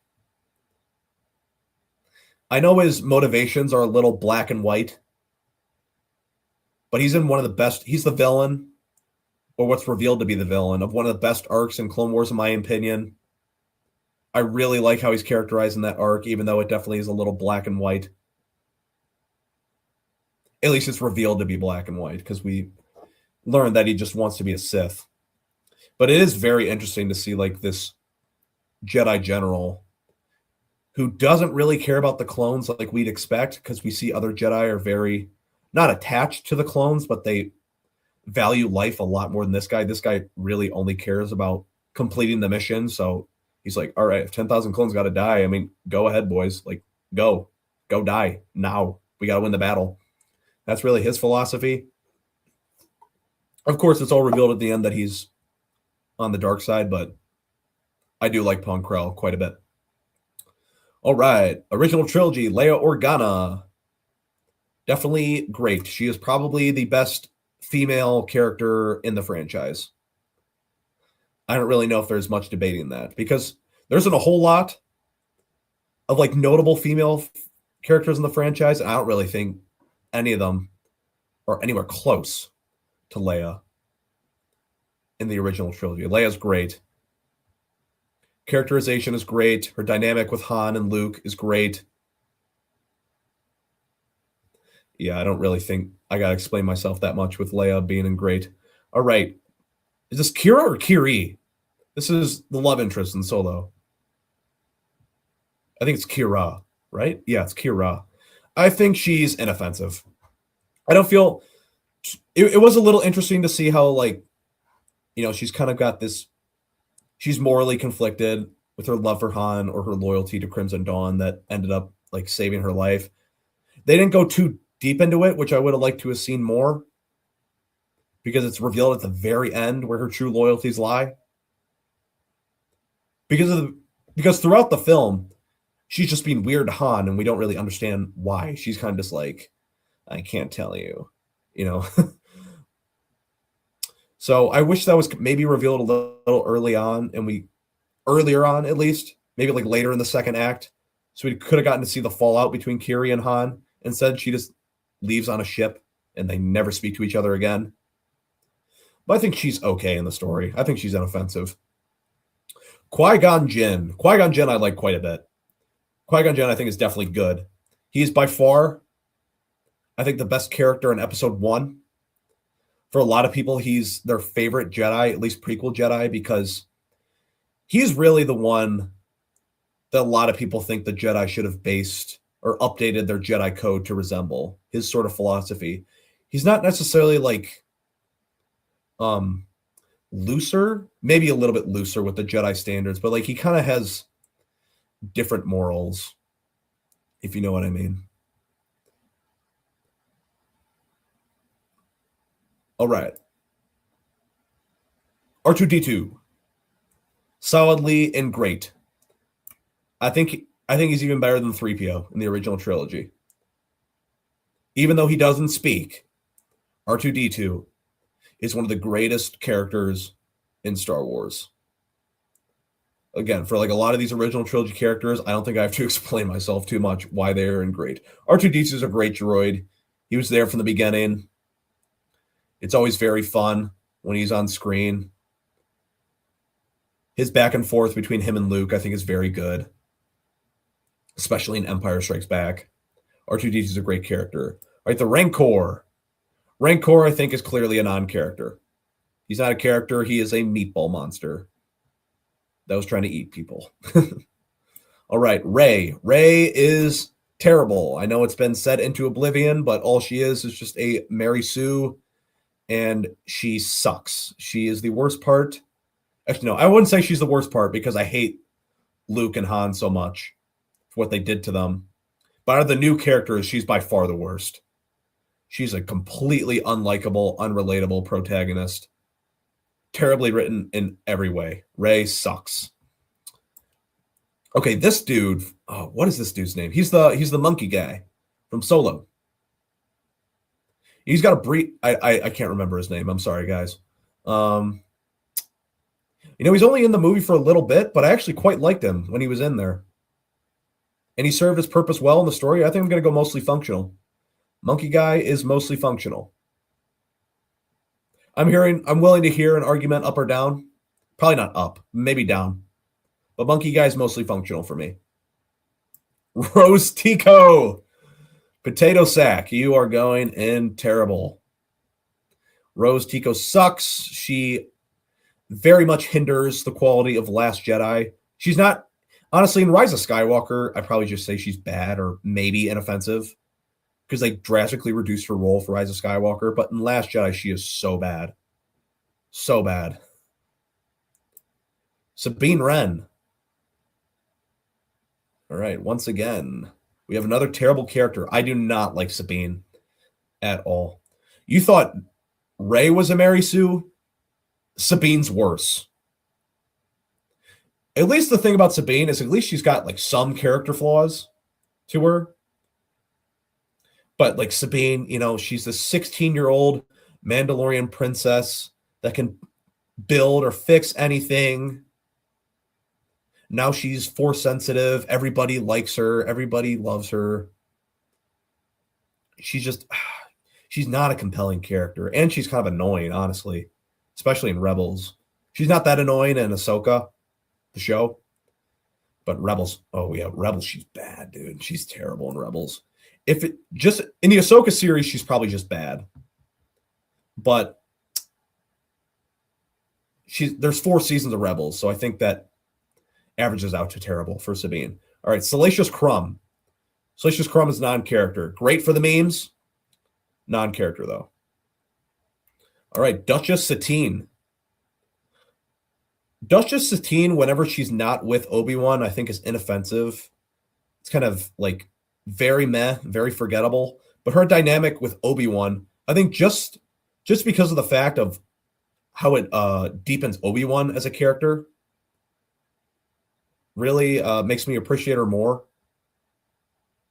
I really like her role in the stuff related to Darth Maul when he takes over Mandalore. I think all that stuff surrounding her is really good, and like Obi-Wan watching his love die, his suppressed love die. That's all really good stuff. So I think mostly functional for Duchess Satine. She's not that compelling of a character, but she serves her purpose well in the story of Clone Wars. Savage Opress. Now, Savage Opress I actually quite like. I like Savage a lot. The dynamic between him and Maul in Clone Wars, I think, is excellent. It's excellent stuff. It's some of my favorite stuff of Clone Wars. Some of the stuff before Darth Maul shows up, even that I think is pretty good. It's not quite as good as the Darth Maul stuff, but seeing Savage Opress's origin story, I thought was very interesting. So I think Savage, for me, is a clear good character. I like him quite a bit. Shmi Skywalker. Hold on. My mic's getting fuzzy. Come on. All right. Hopefully that went away. Shmi Skywalker. She's pretty decent. in episode 1. I wouldn't say she's a good character. She doesn't get enough time, enough characterization for I'd say to be good. But she's good enough. You know what I mean? She serves her purpose well in episode 1.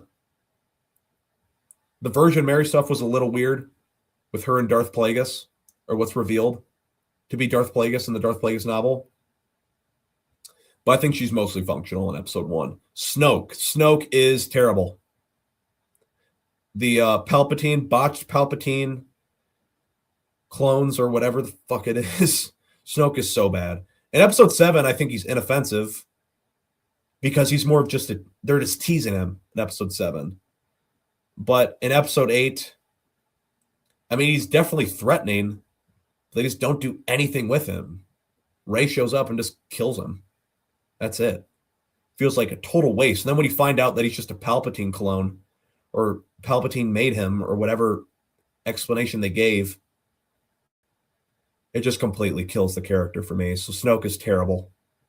Stormtroopers. Stormtroopers obviously have to go in non-character because it's not specifying which Stormtrooper it is. It's just referring to Stormtroopers in general. So not necessarily good or bad. They're just non-characters. All right, Beckett.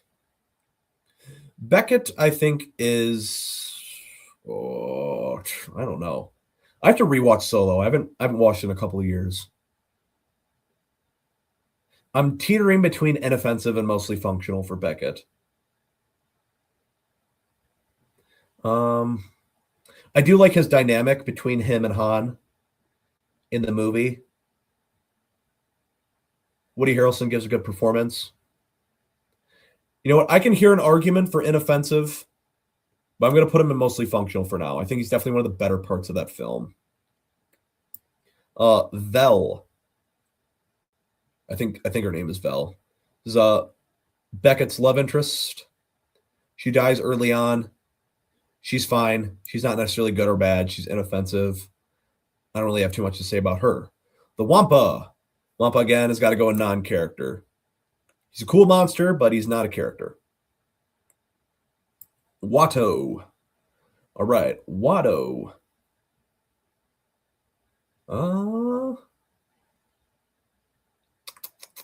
Episode 2, he's kind of, he just shows up for a brief moment.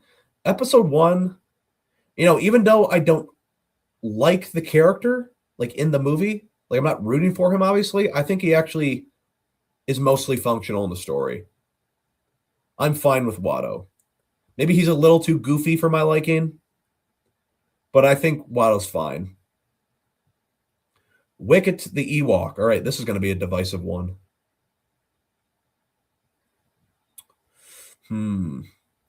Some people either love the Ewoks, some people hate the Ewoks. I'm not necessarily in either camp super strongly, so I think I'm going to average it out in the middle and go inoffensive. I think Wicket is just a net neutral. I'm not necessarily compelled by him that much. I don't think he's neither good nor bad. He's kind of just, he's in the story. He has his purpose. That's really about it. All right, Yoda. Now, is this prequel Yoda or is this original trilogy Yoda? We haven't done Yoda yet, right? So I would have put him in great. Yeah, okay. Looks like this is just Yoda in general. Now, prequel Yoda, I think, is good. I don't necessarily love him in the prequels, especially like episodes 1 and 2. He doesn't really have that big of a role. I don't care for him that much. Episode 3, I think he's pretty dang good. In the original trilogy, he's obviously great. He's a great character in the original trilogy. Combined with expanded universe material and other stuff, I think I think we can put Yoda in great for sure. He's definitely iconic. Nobody can deny that. I think the prequels maybe hinder him a little bit, but I don't think it's enough to put him in good. Yoda's a great character. All right, young Boba Fett from the Clone Wars.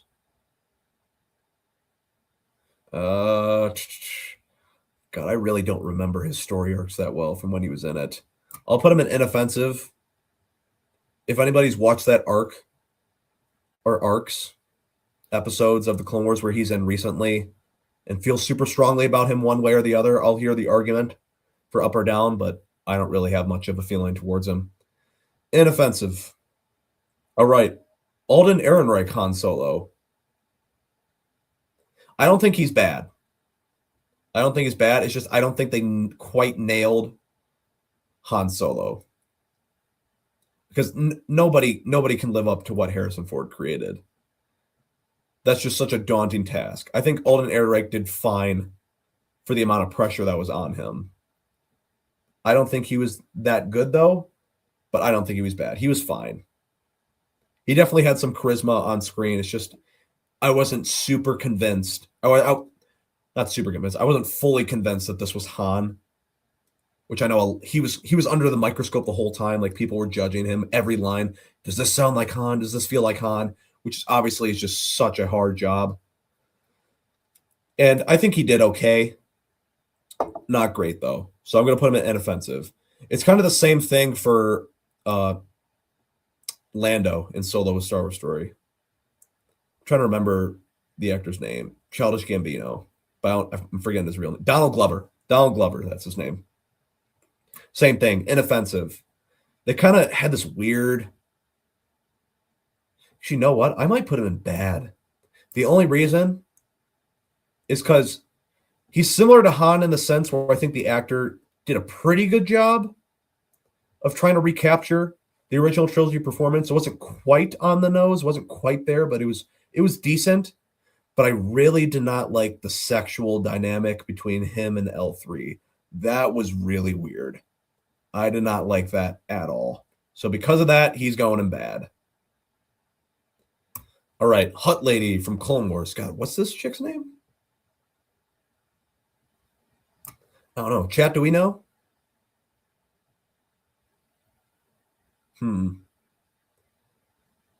Chat, comment if you know this Hut's name. I'm forgetting. I know she's the Clone Wars Hut. I'm just forgetting. But yeah, I don't remember liking her at all. I don't know if she's terrible because she's not that consequential. But yeah, I think she's solidly in bad for me. Okay, I'm gonna be honest. I know this chick from episode 9, but I do not remember her name. Episode 9, I think I've seen twice. I saw it 2 times in theaters, and I don't think I've, even though I own it on disc, I don't think I've watched it on disc. Oh, Zori, right? Zori Bliss? Am I getting that right? That rings a bell. Zori Bliss. She was, I think, inoffensive. She was so inconsequential to that story, from what I remember. I didn't hate her, but she definitely wasn't good. All right, Agent Callus. Agent Callus. You know, he's definitely very cartoon villainy in early Rebels. So I don't think he's like super compelling.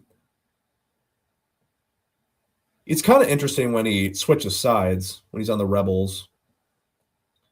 You know, it's pretty generic, but I mean, it's something. It's some character growth. I'm thinking inoffensive, but he's definitely not going up. I don't think he's going up. I could hear the argument for lower, but he's definitely not going up. All right, BD1. This was the Jedi Fallen Order droid, right? This guy I liked. But is he a character, though? Yeah, I'm going to put him in good. I think there's enough to him where we can classify him as a character, and I liked him in the game. So I think good. Good for BD1. All right, Bo-Katan. Bo-Katan. There was one comment on one of my recent videos. I think it's the pinned comment where he summarized Dave Filoni's writing style so well, where he just tore in to Bo-Katan, where basically like, I don't know, she's just like this terrorist essentially that's overthrowing her sister, and now she's like a good guy. It's ridiculous. The swing in her character, or how how the whatever she's in, they portray her to be a good person, and she's literally a terrorist. But Bo-Katan, I've never liked Bo-Katan that much. I think she was maybe mostly functional in Clone Wars, but everything else that she's in, I don't like. I don't like her in Mandalorian, and I don't particularly like her in Rebels. So it's either like on the lower end of inoffensive or higher end of bad. I'm going to be charitable. I'm going to put her in inoffensive. I can hear the argument, though, for bad, but inoffensive for now. Okay, Cal Kestis. All right, just as a quick disclaimer, I have only played the first Jedi Fallen Order game. I did not play Jedi Survivor because I don't really play video games that much anymore, so I don't have the next-gen consoles. But I did really love Jedi Fallen Order when I played it. When was that, like 2019, 2020? It was a while ago now. It was like 6-ish years ago. But yeah, I didn't quite like that game. But Cal Kestis, I think he's a good character. I think he was a very good protagonist in that game. I liked him quite a bit. Now, this lady, I forget her name. She's also from Jedi Fallen Order. She was Cal's companion. She was like, not the fallen Jedi, but the lady that kind of like fell off from the Force because, I think it was the second sister, her apprentice like fell to the dark side and she kind of became disillusioned. I remember in the game, I wasn't super into her. I think she's got a big stake in the plot in the second one. I know she has a lightsaber fight with Darth Vader. I haven't played it though, so I can't really take that into consideration. From Jedi Fallen Order, though, just Jedi Fallen Order, I'm probably going to go inoffensive. I don't feel too strongly either way. She's definitely not bad. I'll say that. Inoffensive is the floor for her. Could she go up? Maybe. I'll put her in inoffensive for now. This was the pilot guy from Jedi Fallen Order, the pilot of the ship. Honestly, if I'm being honest, he's almost a non-character to me. I know he's kind of got like, how would I describe it? Kind of like the taxi driver sort of personality. Very lighthearted, kind of a little rough around the edges. But I don't know if he gets enough where I'd say he's a character. Is he in the second one? I would assume he's in the second game. I don't know. I could hear an argument for me moving him into one of the tiers, but for now I'm going to put him in non-character. Iden Versio, I think, I don't know. There was so much potential with that Battlefront 2 campaign. People were just so disappointed that they chickened out on the Empire premise so quickly. I don't think she was bad, though. I'm going to put inoffensive. I think she isn't bad. It was just disappointing. I think that's the best way to put it. She could have been good. The whole campaign could have been good. The story could have been good. It was just disappointing. It was just very generic. All right. This is the Night Sister girl from Jedi Fallen Order games. I forget her name. I'm sorry. I remember she was mostly functional in that games. I think she was decent. I liked kind of her character back and forth between her and Cal. They have a romance, right? The second one? I heard that there's a romantic relationship between the two of them. But yeah, her whole character interactions of Cal convincing her that the Jedi are not evil. That was interesting stuff. I liked it. All right, Pre Vizsla.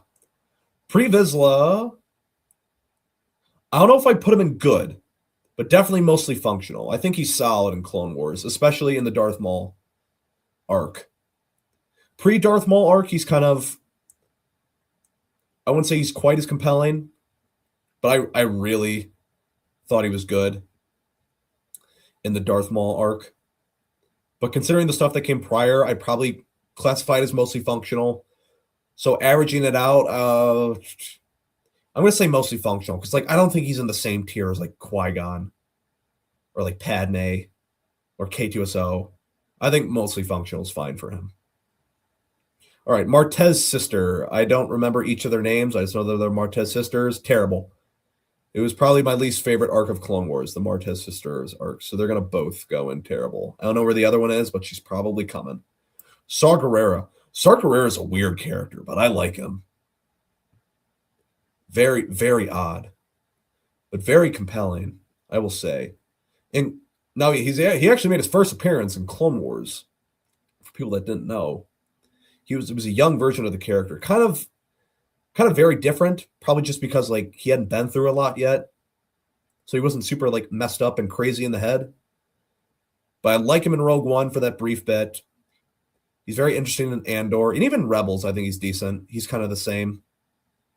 So I'm gonna say mostly functional. I think Saw's solid. All right, the Grand Inquisitor. The Grand Inquisitor I really want to like, but he's just getting his ass kicked too much. He sucked in Obi-Wan Kenobi. He was, oh my God, Rupert Friend. Have you seen like all the stuff from behind the scenes where he's like, no, I didn't watch the cartoon show to prepare to play this character. It was bad. It was like, dude, you are just like, that's the whole point of acting. Like you are trying to embody a character. Like, no, like there are expectations for this man. Just, I don't know. That whole situation was terrible. But yeah, he was definitely bad in Obi-Wan. In Rebels, I think he was underwhelming. Very interesting concept for a character.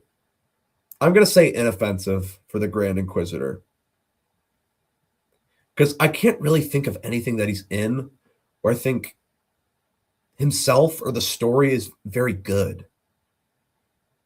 Even though I want to like him, I just don't think I can put him much higher than inoffensive. He's not in that. He's not in that much stuff that's very good. All right, here's the other Martez sister. Terrible. All right, the second sister from Jedi Fallen Order. I probably put her mostly functional. I don't think she's the most interesting dark side user, but she's decently characterized in that game. And yeah, that's really all I gotta say. I think she's a solid character. Admiral Akbar. Admiral Akbar in the original trilogy, I'd say, is mostly functional. Now, was Akbar in Clone Wars, the show? I'm trying to remember, because there was that Water War arc. I can't remember if he showed up. It's been like 3 or 4 years since I watched that arc. But I like him in Heir to the Empire trilogy. He's got a small role in that too, but I think he's pretty good in that.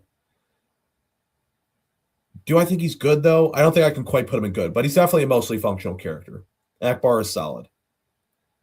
All right, Senator Organa, Bail Organa. Let me think. Prequels, he's decent. Obi-Wan Kenobi. Honestly, he's probably one of the best parts of Obi-Wan Kenobi because, like, he doesn't have you don't see a major drop-off in his character from like the prequels to Obi-Wan Kenobi in terms of how well it's written. So I think he's mostly functional in Obi-Wan Kenobi. And then I really liked, I'm forgetting the actor's name. I know I mentioned it in one of my Andor videos. I'm blanking on the name, but the guy who played Bail in Andor season 2, I thought that was a very good performance. I think that version of Bail was actually quite good for the minimal time that he has. But I think mostly functional. I can hear the argument for good. I'd be interested to hear an argument for good, but I think mostly functional is fair for him. All right, Aunt Beru. Aunt Beru. I don't think there's enough to her where you can put her in good, but she's definitely mostly functional because she absolutely serves her purpose well in the brief time that she has in episode 4. I think Uncle Owen's a little bit more compelling than Aunt Beru. Aunt Beru's kind of just like, I kind of think of Aunt Beru as just the wife of Uncle Owen, if I'm being honest, because I think there's a little bit more to Uncle Owen than Aunt Beru, but Aunt Beru's fine. I think Aunt Beru's mostly functional. She serves her purpose in the story. All right, Cobb Vanth. I think Cobb Vanth was kind of cool in season 2, episode 1 of Mandalorian. He's got that brief bit in Boba Fett where he like fake dies. Of course, they do a fake out death because Disney just loves doing those. I think he's mostly functional. I think that's fine. Yeah. Because I think even though season 2, episode 1 of Mandalorian is clearly filler, that was definitely a filler episode. It's probably one of the better filler episodes because like there is some world building for Tatooine, and he's part of that. So I think he's okay. I think he's okay. All right, now for a lot, I can see it already. For a lot of these Old Republic and Expanded Universe characters coming up, I did not grow up on the games, so I do not have a personal connection with a lot of these Expanded Universe characters. Really, all I know about these characters is like the lore videos, lore content that I consume. So I haven't like read or played any of the games that they're in.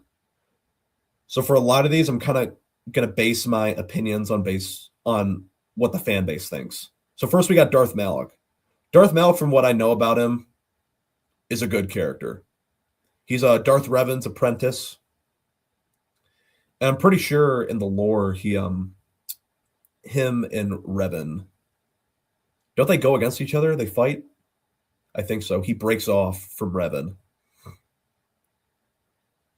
Because Revan and him, they were the two Jedi of that era that broke off and then became Sith, right?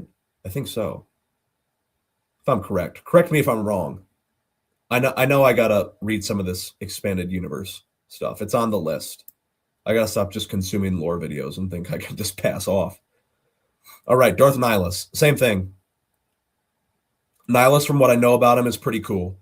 He's got very interesting force powers because he's able to like suck the energy from planets, right? He's able to suck the life of other beings into him.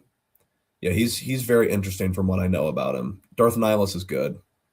Darth Revan. Darth Revan's a lot of people's favorite from the Old Republic. Darth Revan's definitely good. Honestly, just judging from what the fan base says, I think I'm going to put Darth Revan in great.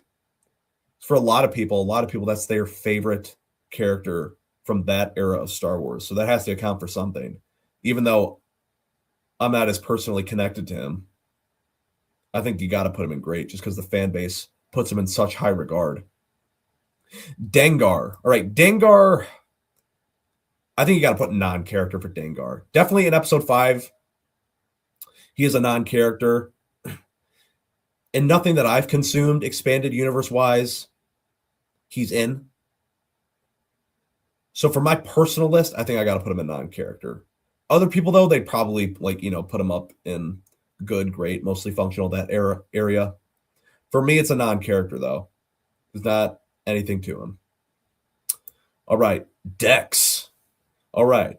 This was a meme list. Dex is definitely going in great. Dex is prime character. A prime character for memes. But for a serious list, I think Dex is inoffensive. I'm not going to say mostly functional because I don't necessarily fully buy into his part in the story because, he's this random diner owner that has all this deep knowledge of Kaminoan saber darts, like probably a bunch of other weird artifacts. It just seems very odd that him of all people would know that. It's almost like he's got this Luthen knowledge where like Luthen's more like skewed towards like art and artifacts. It seems like maybe like military, maybe not military technology, but like identifying from where stuff is from. But I don't know why him of all people, this diner owner, would be aware of that. There's got to be a backstory to Dex. We want to see Dex a Star Wars story. Type Dex a Star Wars story in chat if you want to see that. I'd be so down for Dex a Star Wars story. But objectively, I think we got to put him in inoffensive. All right, Uncle Owen. So I was just talking about Aunt Beru. There's a little bit more to Uncle Owen. I think Uncle Owen is definitely a good character. I love the dynamic between him and Luke in the beginnings of episode 4. He's kind of like he's what could you best describe Uncle Owen as? Like, he's the thing that's preventing Luke from going off into the world. He's sort of like the anchor that's holding him back. Even though he doesn't mean to be that, he's sort of like this very protective uncle, fatherly figure that's, trying to hold Luke back from going back into the world. And that's a very, interesting dynamic. And then when they're assassinated, that's obviously the catalyst that leads to Luke going on his journey. But for Uncle Owen's purpose in the story, I think he's quite good. I like Uncle Owen. He sucked. Oh, no, he didn't suck. I didn't like him that much in the prequels or Obi-Wan Kenobi show, but I hold the episode 4 version of Uncle Owen. I put the most weight on that. All right. Next one here. I know who this is. This is the Geonosian guy from episode 2. I know he's like, this is the leader of the Geonosians, right? I just can't remember his name. I'm blanking on the name. I know he's probably in a lot of expanded universe material, just lore stuff, but in the films, just by themselves, he's a non-character. I don't think you can put him not a non-character. There's just not anything to him. All right, Quinlan Vos. Now, I know a lot of people actually love the novel that he's in. The what is it? Dark Disciple. I haven't read it. It's on my list though to read Dark Disciple, because that's really the main piece of Star Wars content that people base their opinions on Quinlan Vos on, because him and Ventress, have the love connection. They're the main two in that book. But then it's freaking retconned in Dave Filoni's recent stuff, which of course that's part of the Dave Filoni problem. He doesn't care if he breaks canon as long as it fits his stories. But Quinlan Vos, I'm going to kind of be basing this off what the community thinks, because I haven't read Dark Disciple, and besides that, all I really know him from is his brief appearances in Clone Wars. I'm going to put him in mostly functional. All right, Wat Tambor. I almost think non-character. Even though he's in episode 2 and episode 3, he's got a couple lines of dialogue in alien speak. He's in a couple episodes of Clone Wars. Is he non-character? If he's not non-character, he's inoffensive. It's one of the two. I'll go inoffensive. I can hear the argument for non-character, though. All right. Looks like we're making our way along. Probably like 2/3 of the way there. Let's see, how many viewers we got? We got 7 viewers right now? Nice. Nice. All right, Wedge. Wedge is mostly functional. He's a solid original trilogy character. He's a minor character, of course, but he's got good screen presence, good back and forth dynamic with Luke. He's good. I like Wedge. All right. Dude, I'm literally blanking on this girl's name from Mandalorian and Boba Fett, because she's just that much. I just don't care about her. Dude, okay, hold on. I gotta look this one up. Why am I blanking on this one? Boba Fett. Give me one sec. Characters. Oh yeah, Fennec Shand. Sorry, I blanked on that one. If you're new to the stream, I mentioned earlier I'm terrible with names, so I apologize. But Fennec Shand, I'm not compelled by at all. I think in Mandalorian, she's pretty inoffensive. Book of Boba Fett, I don't care for her that much. She's just the most, like, I don't care character, or one of the most I don't care characters in Star Wars.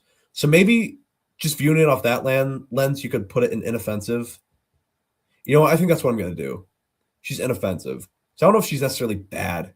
It's just, wow, I don't care about her as a character. All right, Frog Lady from Mando Season 2. Non-character, I'd say. There's not enough to her. All right, Bill Burr's character from Mandalorian. I forget his name. And he was in Mando Season 1, Episode 6. And that, I'd say he's probably inoffensive. But I think he actually was pretty good in season 2. What was it, episode 7? The one where they hijacked the train. That one, I'd say he was a good character in that episode. So I think that balances out to about mostly functional for Bill Burr. All right. Moff Gideon. Moff Gideon in seasons 1 of 2 in Mandalorian, I think is mostly functional. In season 3, he's bad. I don't like him in Mando season 3 at all. So for that, I think it balances out to about inoffensive, I'd say. I think that's fair. I can hear the argument for up or down. I'm going to put inoffensive, though, for now. All right. Who's this chick? Polly? What's her name? This girl I do not like. She's bad. She's not terrible enough because she doesn't, like, ruin the Mandalorian or anything. But she's a very annoying character that serves very little narrative purpose. Don't like her. All right, Shaak Ti. Shaak Ti, I think, again, similar to a lot of these Jedi Council members, is probably inoffensive. She's in a decent amount of Clone Wars, or at least she's got some episodes in there. And what was it, season 3 and season 6, I believe? But she's just very, standard Jedi. Not a whole lot to her. All right, the Bendu. The Bendu's interesting. He's kind of similar to Chirrut in the respect where, like, he's not a Jedi or a Sith, but he's kind of like this alternate sort of wielder of the Force. I think his back and forth with Kanan is pretty interesting, even though it might not be that deep if you look into it. It might be surface level what he's saying.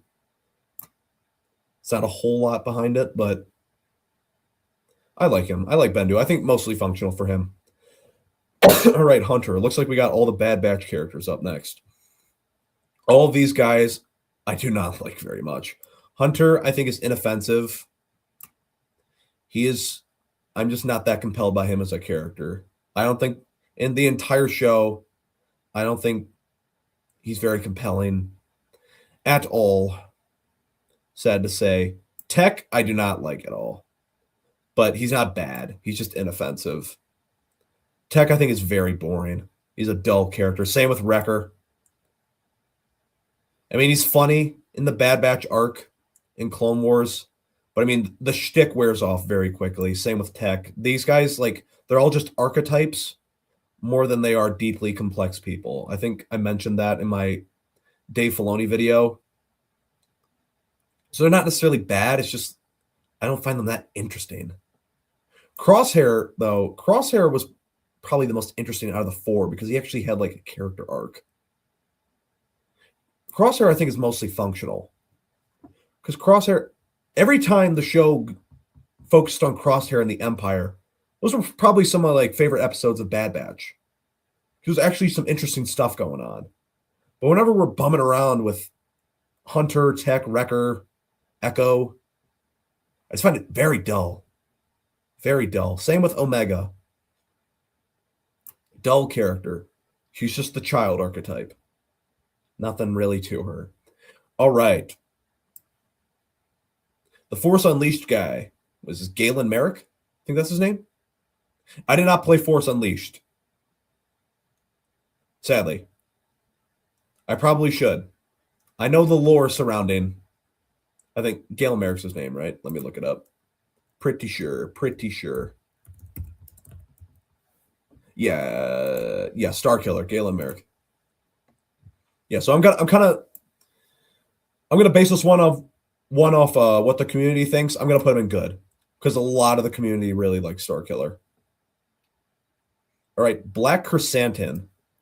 Black Chrysanthemum in Book of Boba Fett is bad. I haven't read any of the comics that he's in. In the comics, I hear he's fine. I hear he's interesting in the comics. But I'm going to put more weight on Book of Boba Fett Black Chrysanthemum. I think it maybe averages out to about inoffensive. I mean, it's interesting premise for a character. It didn't really do much with him. Reva is terrible. Reva is one of my least favorite characters in Star Wars. They focused on her way too much in Obi-Wan Kenobi. I don't know. I don't know why they felt the need to include her in the show. Like, you could have just done, if you really wanted to do this Obi-Wan Darth Vader conflict, even though I don't think they should have fought between episode 3 and 4. Maybe I'm just old school in that opinion. But I don't know why they couldn't have just done if they really wanted to do this conflict between Obi-Wan and Darth Vader, just make that the focus. Don't include any of these dumbass Inquisitors, or at least don't focus on them that much. And Moses Ingram is a terrible actress, or at least in this role, she was abysmal. She was really bad.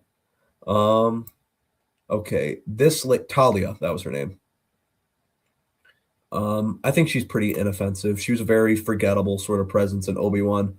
I don't think she was necessarily bad. I don't think she necessarily like hindered the story that they were telling. It's just very uncompelling. Definitely not mostly functional or good. I'm gonna say inoffensive.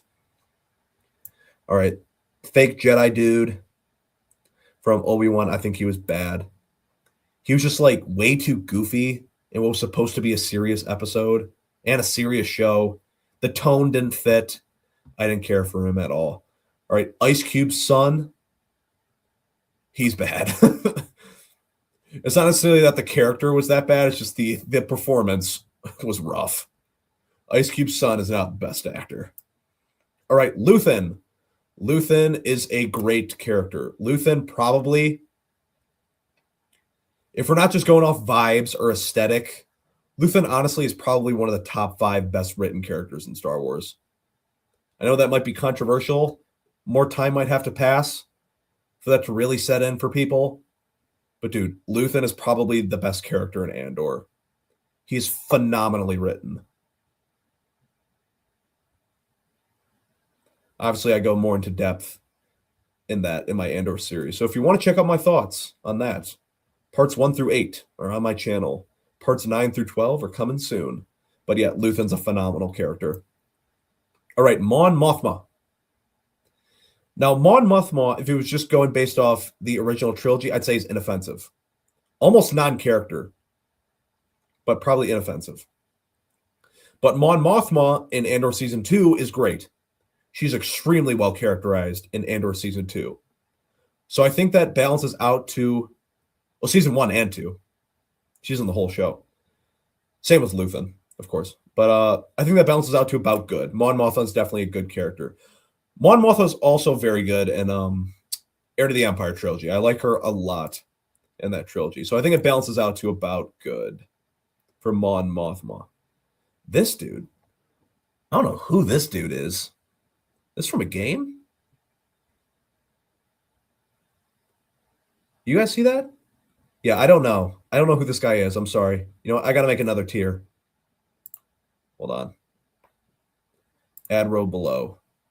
We're going to call this I don't know. Oh, wait, no. That changed that row. No, go back. Sorry about that, guys. Trying to figure this out. Okay, yeah, that's non-character. Then we're making this. Oh, I can just type in right there? All right. I don't know. Do you guys know in chat?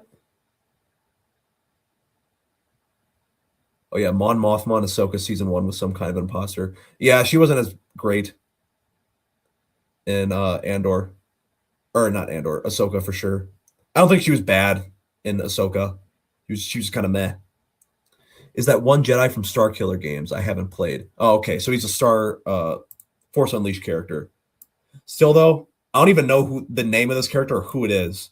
So I would judge based off the community's opinions, but I literally don't know who it is. So I have to put in I don't know. This lady, too, I know she's in the Force Unleashed games. I just don't know who she is. Same with this robot. I'm trying to reach the end here. And, okay, Dr. Aphra. Now, I know she's got a whole comic line. I have not read the comic line.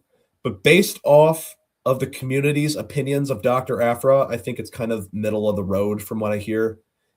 It's not bad. There's some highlights in there. I'm willing to hear the argument for people who Have a strong opinion on Dr. Afro, whether up or down, but inoffensive for now. All right, this lady. I don't know this lady's name, but I know she's from the Old Republic, and she's in the trailers. I've seen all the Old Republic trailers, and they're freaking sweet. I like this girl a lot.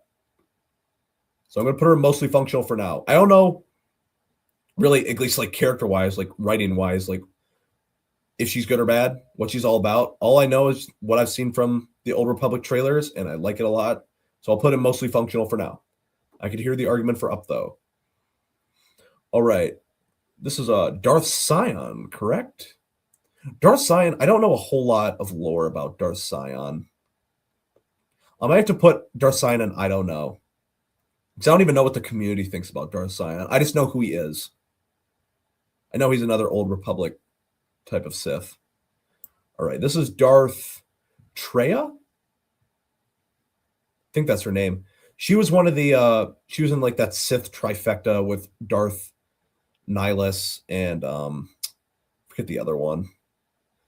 It'll come to me eventually. But from what I hear about her, a lot of people like her. I'm gonna put her in good. Good character.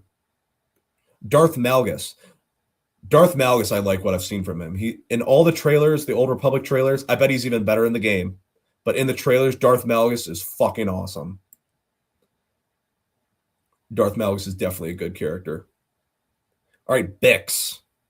Bix is an interesting one because Bix doesn't have a whole lot of time in Andor Season 1. Just based on Andor Season 1, I'd say she's a mostly functional character. In Andor Season 2, though, she has a lot more time. Andor Season 2, she's definitely a good character. So I'm a little biased just because Andor Season 2 is more recent, so I'm going to put her in good for now. I think good is fair. I can hear the argument for mostly functional, though. Cyril. Cyril's a very interesting character. I really like Cyril and his character journey. Do I put him in great? I don't know. He's definitely good. Cyril is definitely a good character. His realization that he goes through in Andor Season 2, Arc 3, everything with him is so phenomenal in that arc. And the show in general, he's a very compelling character. Very interesting to watch because he's like this bureaucracy guy that's super into what he believes, that believes in order, believes in fighting for what he perceives as justice. But then he comes to realize that everything he's been fighting for his whole life is a lie, and then it all comes falling apart, and basically just has a total meltdown at the end. And then he gets killed in a very just, oh shit, all right, he's dead. That's it. It's kind of like the world just will forget that Cyril ever existed, and that's kind of like the whole purpose of his character. But I really like Cyril in Andor. He's good. I think next with Dedra, yeah, same with Dedra. Dedra I like a lot. Dedra's a very compelling Imperial villain. And it's nice that we actually see a good Imperial villain in a show because a lot of times in the movies, you like a lot of the Imperial officers, but you don't get to spend a whole lot of time with them. Like the only one really is Tarkin. But a lot of the other ones, like, you know, like Admiral Piet or like General, I forget his other one, like they're there, they have some lines in the OT, but like you don't really get to know them that well. Whereas in the show, since you have such an extended time period, and since Dedra's like the main villain of season 2, or not season 2, of the whole show, really, you just spend so much time with her and you get to go so in depth with what she believes, why she believes it, her mannerisms as a character. It's all good stuff. All right, Vel. Vel isn't one of my favorites of Andor, but she's definitely mostly functional, I'd say. I think Vel's fine. Yeah, my internet's starting to get a little slow. Sorry if it looks a little laggy on the stream. But I think Vel's fine. I don't find her as compelling as some of the others like Dedra, Cyril, Cassian, Bix. But she serves her purpose in the story well, I'd say. Okay, this guy. These next two, I know exactly what they're from. They're obviously from the Aldhani arc in season 1. I'm just blanking on their names. God, my internet is so bad. Oh, come on. Wow, this is really slow. Hold on. Oh, jeez. What the hell? Okay. Damn, I'm like struggling to move around. Okay. I forget this guy's name. I know exactly what he's from, though. I remember his place in the story, and I think he was mostly functional. He was one of the crew, the Eldani heist. They all had distinct personalities. And I think they were characterized pretty well for the time that they had. Same with this guy. I forget his name, but his dynamic with Cassian was very interesting. So I think he's a little bit better than I think he was a little bit more compelling of a character to the black gentleman that I just was talking about. I'm sorry, I'm forgetting their names, guys. I'm so sorry. It's a lot of characters, guys. All right, Cinta. Cinta in season 1 is kind of similar to Mon. No, not Mon. Bix, where like she's not in a whole lot of the season. She's in the Aldani heist arc. She's in a couple of the last episodes. She has a little bit more to do in season 2, and I like her in season 2 of Andor and season 1. I think she serves her purpose in the story pretty well. So I think mostly functional. I think a lot of it's sort of like the background, not background rebels, but like the other rebels outside of like Cassian and Vel being the other main one. I think they're all mostly functional characters. All right, Nemec, kind of in the same regard. Nemec's manifesto is very, very interesting. I really like how that manifesto is written, but just as a character, he's kind of in the same vein, mostly functional. I wish we would have gotten more time with him, but of course, like he dies on the ship in season 1. All right. Andy Serkis's character. Whoa. Oh, God. A lot of these characters, I'm struggling with the names from characters on shows. Do you guys know in chat? Type it in chat. Wasn't it like Leroy or something? But I really like him. Where'd he go? Yeah. I really like him in Andor season 1. Very well written, very compelling. His dynamic of him finally having to break free of the prison, not only the physical prison, but the prison of his mind, is very interesting to watch. He's definitely a good character. Okay, this is Rafa, right? This is the Bad Batch lady. This chick I did not like. I thought she was very annoying. And the reason I don't like her is because she's like the catalyst for all of the filler in Bad Batch. She is the filler character. Filler character, and through her is all the filler episodes, or a lot of them, at least in seasons 1 through 2. So I do not like her. All right, this is the doctor guy from Mandalorian. Blanking on his name too. I bet you after the stream, this is all going to come back to me. And I'm going to be like, wow, dude, why was I blanking on all these names? Was it the pressure of the live stream? I don't know. It's not Dr. Gorst, because Dr. Gorst is the Andor doctor. This is Dr. I don't know. This is the guy that was trying to stick shit in Baby Yoda in like Mando season 1. And everybody hated him for that. But as a character, I think he's pretty inoffensive. There's not a whole lot to him. Oh, Dr. Pershing, right? Yeah, Dr. Pershing. Now it came back to me. I think he's decent in Mando season 1. I can't remember if he's in Mando season 2. I think he might be. And then Mando season 3, he has those brief bits where he's just very meh. Very meh. All right, Jon Favreau's Mandalorian character. He's the guy with the Gatling gun. And the one that has the last stand sacrifice in season 3. He says this is the way a lot. I think he's pretty inoffensive. I I can maybe hear the case for mostly functional, but I'm not super compelled by him as a character. He's really just a brute Mandalorian. That's all he is. There's not a whole lot to him outside of that. The Armorer. No, the Armorer is one of those people where she's on screen a lot, but as a character, there's not a whole lot to her. So I'm thinking inoffensive. She's almost like, I think, like a narrator. Honestly, that's a way to describe her. Yeah, I don't really have too strong of feelings on the Armorer either way. All right, three more. Baylan Skull. Baylan Skull, definitely an interesting premise for a character in Ahsoka. It's just they don't do a lot with him. I'll be interested to see what they do in season 2. Obviously, the actor who played him died, so they had to recast him. So rest in peace. I'm forgetting the name of the actor.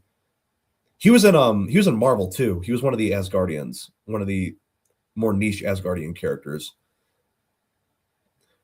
But I think he was an interesting screen premise. It's just they don't do a whole lot with him. So I can't say he's mostly functional yet. We'll see what they do in season 2. They'll probably focus on him more in season 2 since it's just him, Ahsoka, Sabine, and then Shin Hati's still there on Peridia in the faraway galaxy. But just based off season 1, I think I've got to put him in inoffensive. I'll skip Morgan Elsbeth for now. I'll go straight to Shin since I was just talking about Baylan. Same thing with Shin. Interesting premise for a character. We don't know as much about her as Baylan. But I think these two have good screen presence. It's just we don't know a whole lot about them yet. And they kind of, by the time Thrawn comes around and the Night Sisters and Morgan Elsbeth, they kind of fall into the background in the latter half of season 1. So we'll see what they do with them. And finally, Morgan Elsbeth, it's very similar to where is she? Talia from Obi-Wan Kenobi, in the sense where this is just a character I just don't care. And Fennec too. It's just an I don't care character. In season 2, in her episode of season 2 of Mandalorian, she's very inoffensive. You know, she's kind of meh, forgettable. She's not bad, but very forgettable.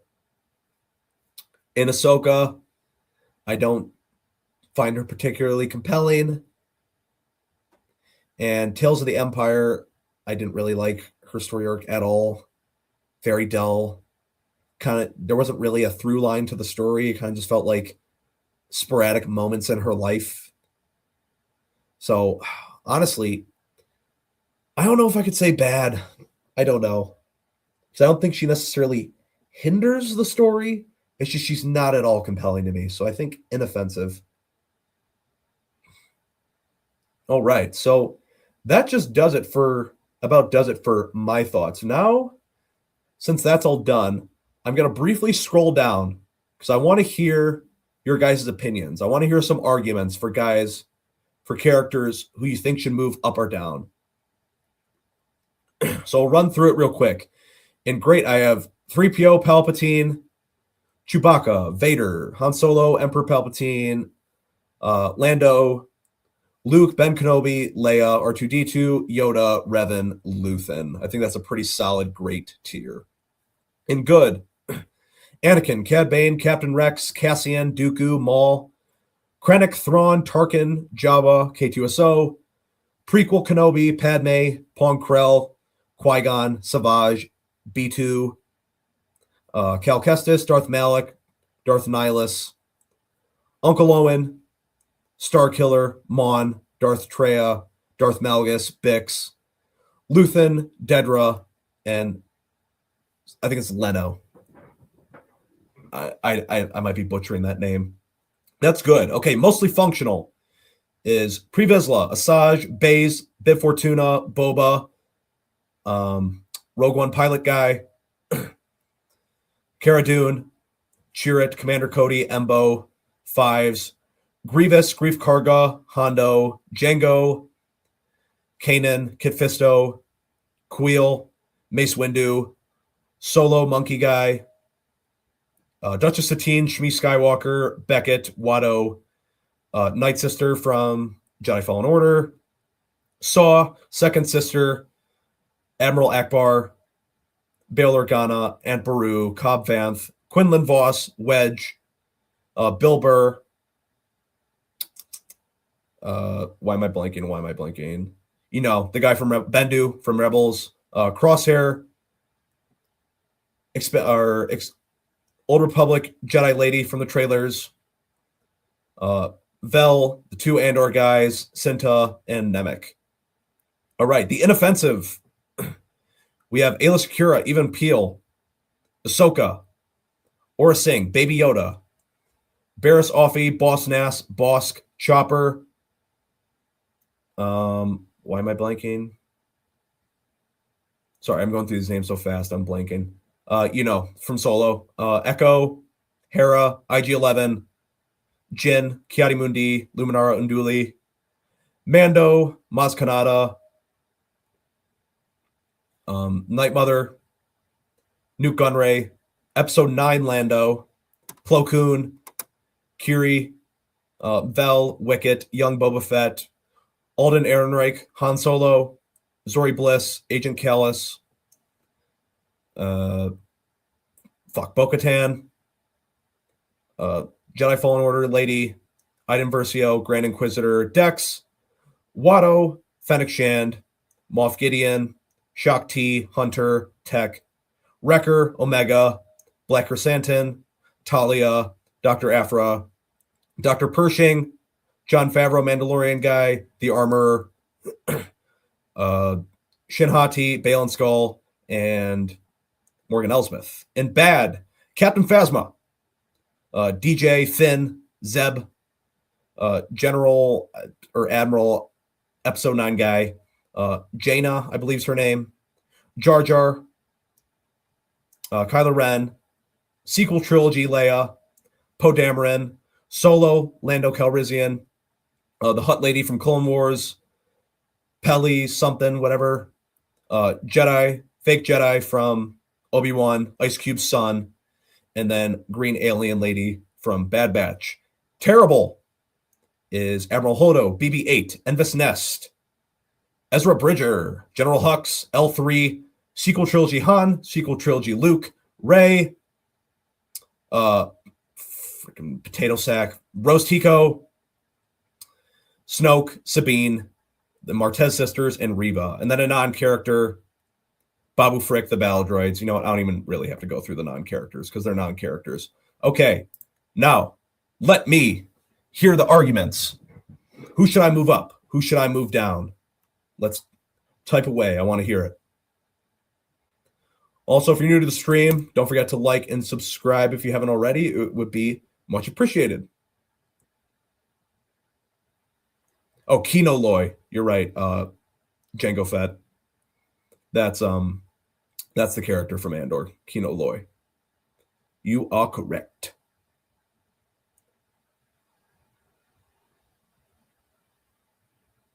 Balen Skull looks cool plus mystery box. I mean, yeah, essentially. We don't know a whole lot about him. I mean, from the little bits that he described of his past to Ahsoka, I think was interesting. I mean, I'd like to hear more about it. It's okay, nice one. You can just put the meme characters in great now. You know what? It would be funny if on a different stream I did a meme tier list and then we debated what was the best meme. Because then in great it would have to be like, you know, it'd be Anakin, Boss Nass, Jar Jar.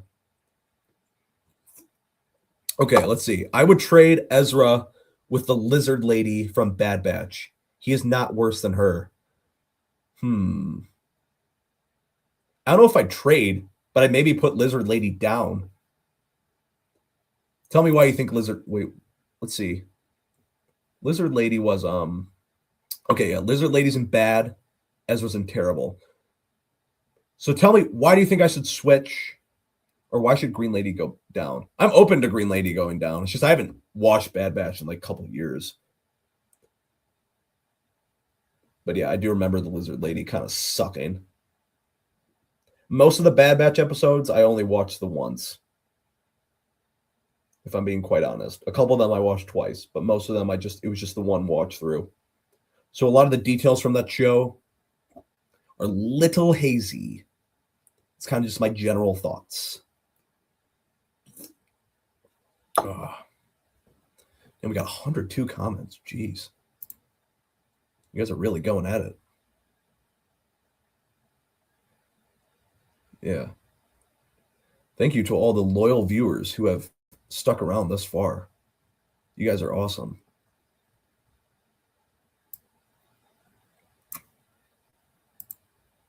Let's see. Let me move out the screen a little bit. Any others? Any other characters you guys want me to switch? Or you have an argument for anybody else? Let me hear it. I think you need to promote Greedo out of non-characters. He really set the tone for Scoundrel World of Han. They clearly had a history, and it quickly told the audience who Han was. There's an implied history there, but is that necessarily character? I don't know. I mean, I definitely want to make that Greedo shot first bitch shirt. That would be so funny. And then to wear it at a convention just to piss people off. That would be great rage bait. I think Ezra, even at his worst, has a character development on series. Lizard Lady is just there. Stop the development of the story with pointless filler. You're right. I mean, Ezra definitely grows as a character just because a lot of time passes. You know what? I'm not going to put Ezra up, but I think after hearing a couple of your guys' thoughts, I think the Lizard Lady will go down. She was bad. She was really bad from what I remember. Also, if any of you guys are new, I'm not doing the left to right thing. So I'm not doing like the farther left you are, the higher in the tier you are. So this isn't necessarily like Admiral Holdo, you see here, is higher than Lizard Lady. I'm just putting them all in general categories. So if I literally went character by character, deciding who was better than who, this would literally take days of debate. That would be so difficult. All right, what else do you guys think? I think for like a lot of the better characters, it's not as super controversial. I think it starts getting controversial when you start getting into like the inoffensive, bad, terrible, like who should be in what, because people have like super strong opinions on who should be where.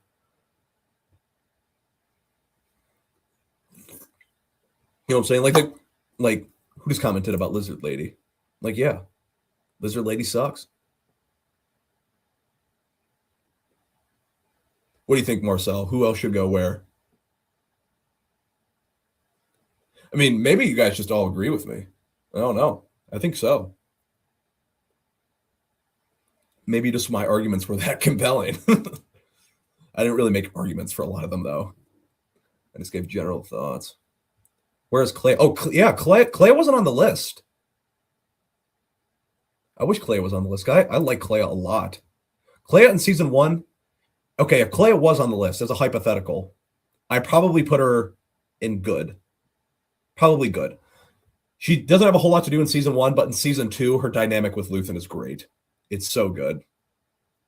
She's not as big of a focus as Luthen, so I don't know if I put her in great in like this all-time iconic Star Wars category.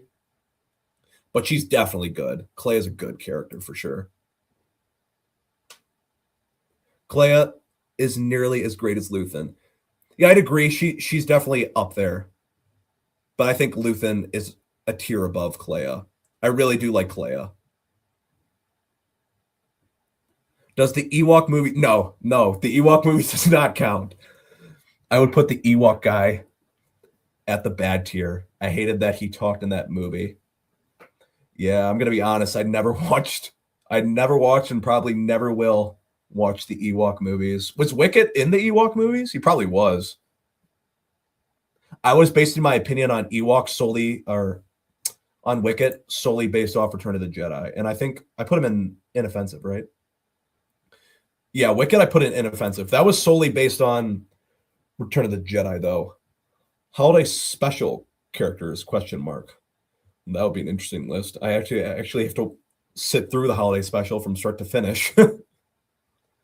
Yeah, holiday special, that'll be interesting. Because I feel like if you did a holiday special tier list, you'd have to do it like as a meme list. Because you really expect me to like seriously put Lumpy in good. Like Lumpy is just solely exists for memes. Or like Chewbacca's parents, that whole scene.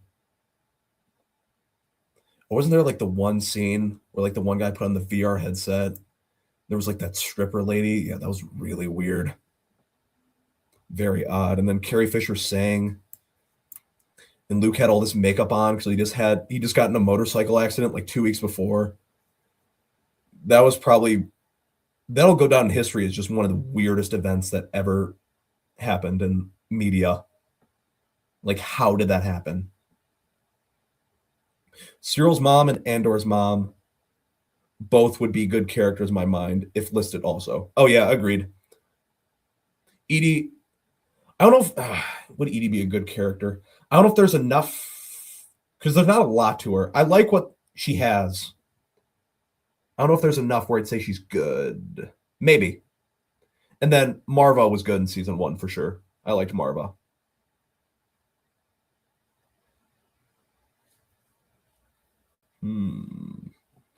All right. Marva is definitely good. Yeah, I'd agree. Marva's definitely good. I liked Marva in season 1. I have to rewatch Andor season 1. I haven't watched it in. Let me see. Definitely a couple of years for sure. Because I don't know if I rewatched Andor season 1 in full in preparation for Andor season 2. I don't know since it came out.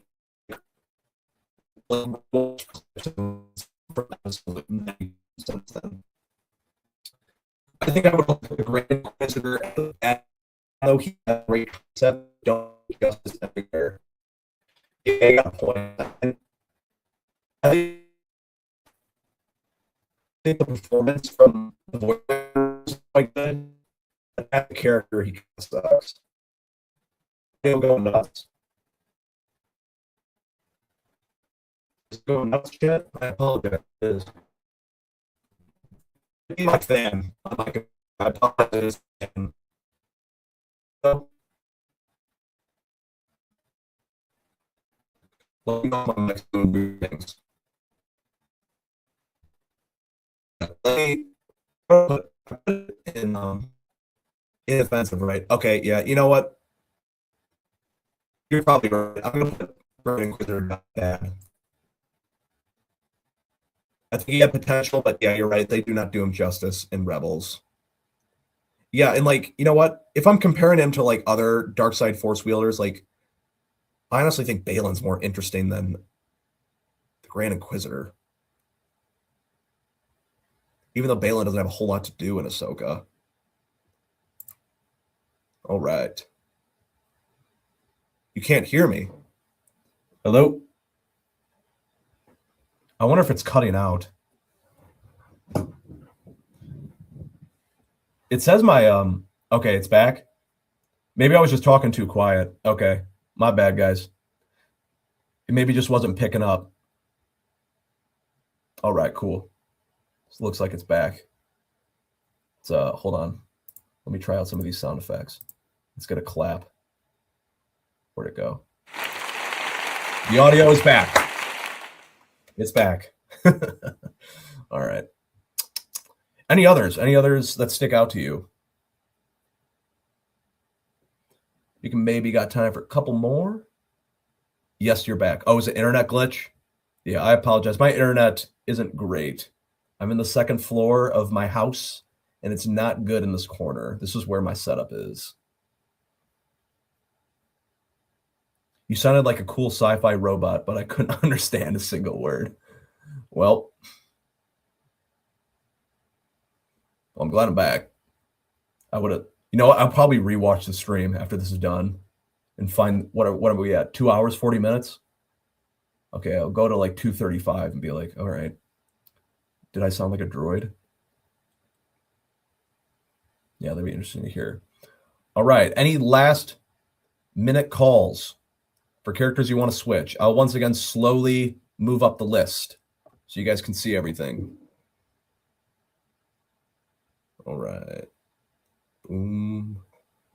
Boom. Are there any on the higher end of the list that you guys think is debatable? Because mostly everything you guys have said thus far has been inoffensive, bad, or in the terrible category.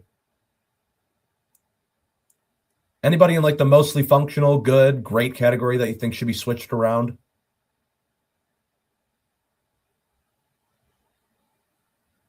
Great, I think, is pretty solidly in place, but mostly functional and good. I think you could make some arguments for some of them, for sure.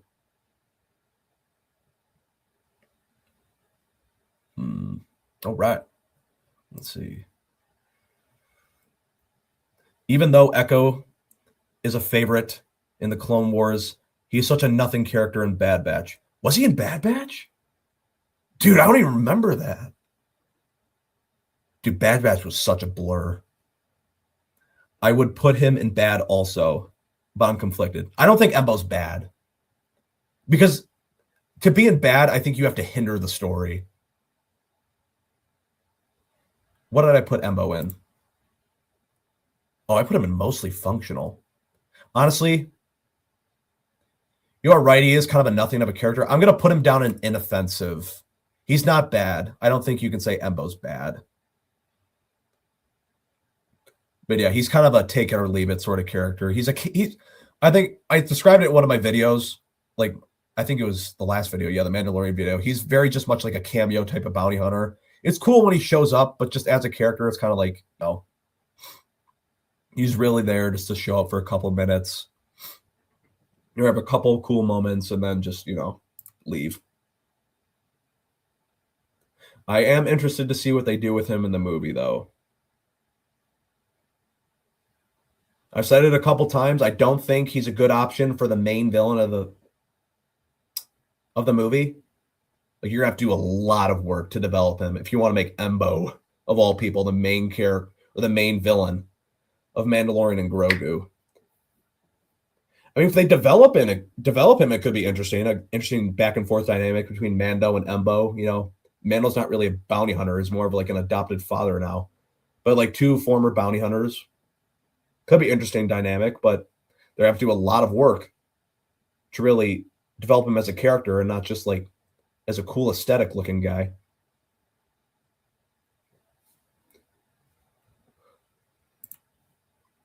All right. Any final? We'll do last call. Last call for any switches. I'll go from top to bottom this time. Last call, everybody.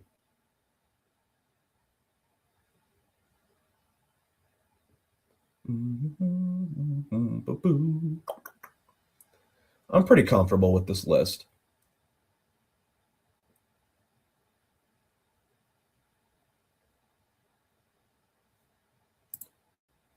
Yeah, last call.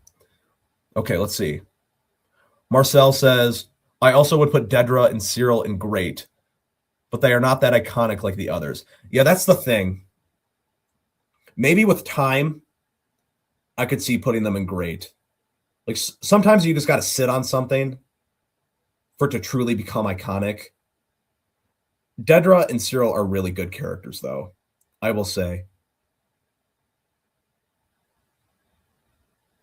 I'm not going to put them in great yet, but I can understand the argument for great. Hard to keep Mace Windu out of good based off Final Showdown. Yeah, I mean, he's got a cool fight. He serves his purpose in the story for sure. I like Mace Windu in Revenge of the Sith specifically. Phantom Menace and Attack of the Clones, he's kind of, he's he's kind of just like another Jedi Council member. Revenge of the Sith, he's definitely focused on. But if they gave him a little bit more development, maybe I could see him in good. Maybe. I don't know. Is there any good expanded material or expanded universe material of Mace Windu that you guys recommend? Yeah, I'd be interested to see that. All right. Well, with that, I think that's just about going to do it. I think I'm pretty comfortable with this list. Unless you guys got any last minute suggestions, I think that's just about going to wrap it up. Unless you guys got any final thoughts. Mace Windu is mostly functional. What did I put him in mostly functional, right? Yeah, he's a mostly functional. Yeah, I'd say Mace Windu is a mostly functional character. Thanks, Night Swan. Was fun. Oh, yeah. Thank you guys. I didn't expect to have 9 viewers. We've had like around like 7 to 10 viewers the whole stream. So this has been fun. I'll probably do something similar like this. This was honestly, I mean, I know it's like the 1K subscriber celebration stream, but honestly, this was more of just a test out streaming for the future. So like I've never done a stream before. So I'm doing this on StreamYard, kind of getting familiar with the software. But yeah, I think it went pretty smoothly. Besides the just the little internet glitch at the end that Django, Marcel, and Carl, you guys were talking about. But yeah, that's an internet problem. That's not a stream problem. But yeah, this was fun. I'll probably do something similar to this in the near future. I don't know if I could do Marvel characters because Marvel, I'm not as familiar or I'm not as in depth into the lore of the franchise. I could maybe do like Marvel movies and shows though. We'll see. Maybe. Because I don't want to just do Star Wars. Even though like a lot of my content is focused on Star Wars, I do want to like branch out a little bit. I'd say my channel's like half Star Wars, like half others. But yeah, before I check out for the night, a little update on what's coming in the near future. I think the next video is probably going to be Andor Season 2 Part 9. I think so. I am writing the script. So I'm going to have 2 big videos this year. The first one is going to be I'm doing a ranking video of the extended editions, the Middle-earth extended editions. So The Hobbit and Lord of the Rings. But I can tell that's going to be a very long video. Like I just got through the script or I just made my way through An Unexpected Journey, and I'm already at 4,000 words. And for those of you that don't know, 1,000 words is about 5 minutes when I edit it all together. So if I'm only through one movie, I'm already at 4,000 words, which would be about 20 minutes. Like that very well could be a 2-hour video. So that might be like a couple months before that comes out. But that's on the horizon. Andor Season 2 Part 9. And then from there, there's probably going to be a couple smaller videos. I'm going to do Peaky Blinders, the Peaky Blinders movie. I'm going to do a video on that because I quite love Peaky Blinders. Probably do a quick one on that because I think it's coming out in select theaters on March 6th. It's coming to Netflix on the 20th of March. And but I'm going to see if I can see it on select theater on the 6th because I would like to see that as early as possible. And then when's the Mario movie's coming out soon too, right? Let me look this up. Super Mario Galaxy movie. Let's see. April 1st. Okay, so that's on the horizon. I'm going to do a quick video on that too. Not that I'm like a super, super huge Mario fan, but I mean, it's a big name nerd franchise. So I'll make a quick video on that. So yeah, probably next 4 videos-ish is going to be Andor Season 2 Part 9, Peaky Blinders movie, Super Mario Galaxy, the Middle-earth Extended Editions, the big one. That's going to be somewhere in the horizon the next 2 or 3 months. And then, the finishing the Andor series. I wanted to finish the Andor series before Mandalorian and Grogu came out, but I don't think I'm going to get it all done before the movie comes out. I don't know why. I don't necessarily have to get it all done before the movie comes out. It's just like, I don't know. I kind of put that bookmark in my mind like, oh, okay, let's get through all 12 parts before May 22nd. But I mean, it's no big deal. I'm not going to make a video on Mandalorian and Grogu immediately when it comes out. I'm going to wait for it to come out in Disney Plus so I can do like a true like deep dive, like multi-hour into the movie. That will probably be like a multiple hour video that will come out like at the end of the year. All right, let's see. Django Fett. I'm rewatching Andor now. Just finished season 2, episode 7. The show is even better when you know what is going to happen. It's crazy. Next episode is the now iconic Who Are You? Oh yeah. The thing I love about shows like that are like super well written is when you rewatch them, you just pick up on more and more stuff the more times you rewatch them. Like watching Andor season 2, going through it the second time while I'm making all these videos, it's been very rewarding. I'm like, damn, this is just so good. This is really good. But yeah, that's what's on the immediate horizon for me. Before you check out, if you haven't already, make sure to leave a like and hit that subscribe button. And thank you all guys for tuning in. So stay tuned for Andor Season 2, Part 9. That'll probably be out in a couple of weeks. I got to start scripting that video because I just finished the Mandalorian video because that obviously came out a couple days ago. But yeah, stay tuned for that in a couple of weeks. And yeah, it's just about going to do it for me. Have a good night, guys. I will see you soon.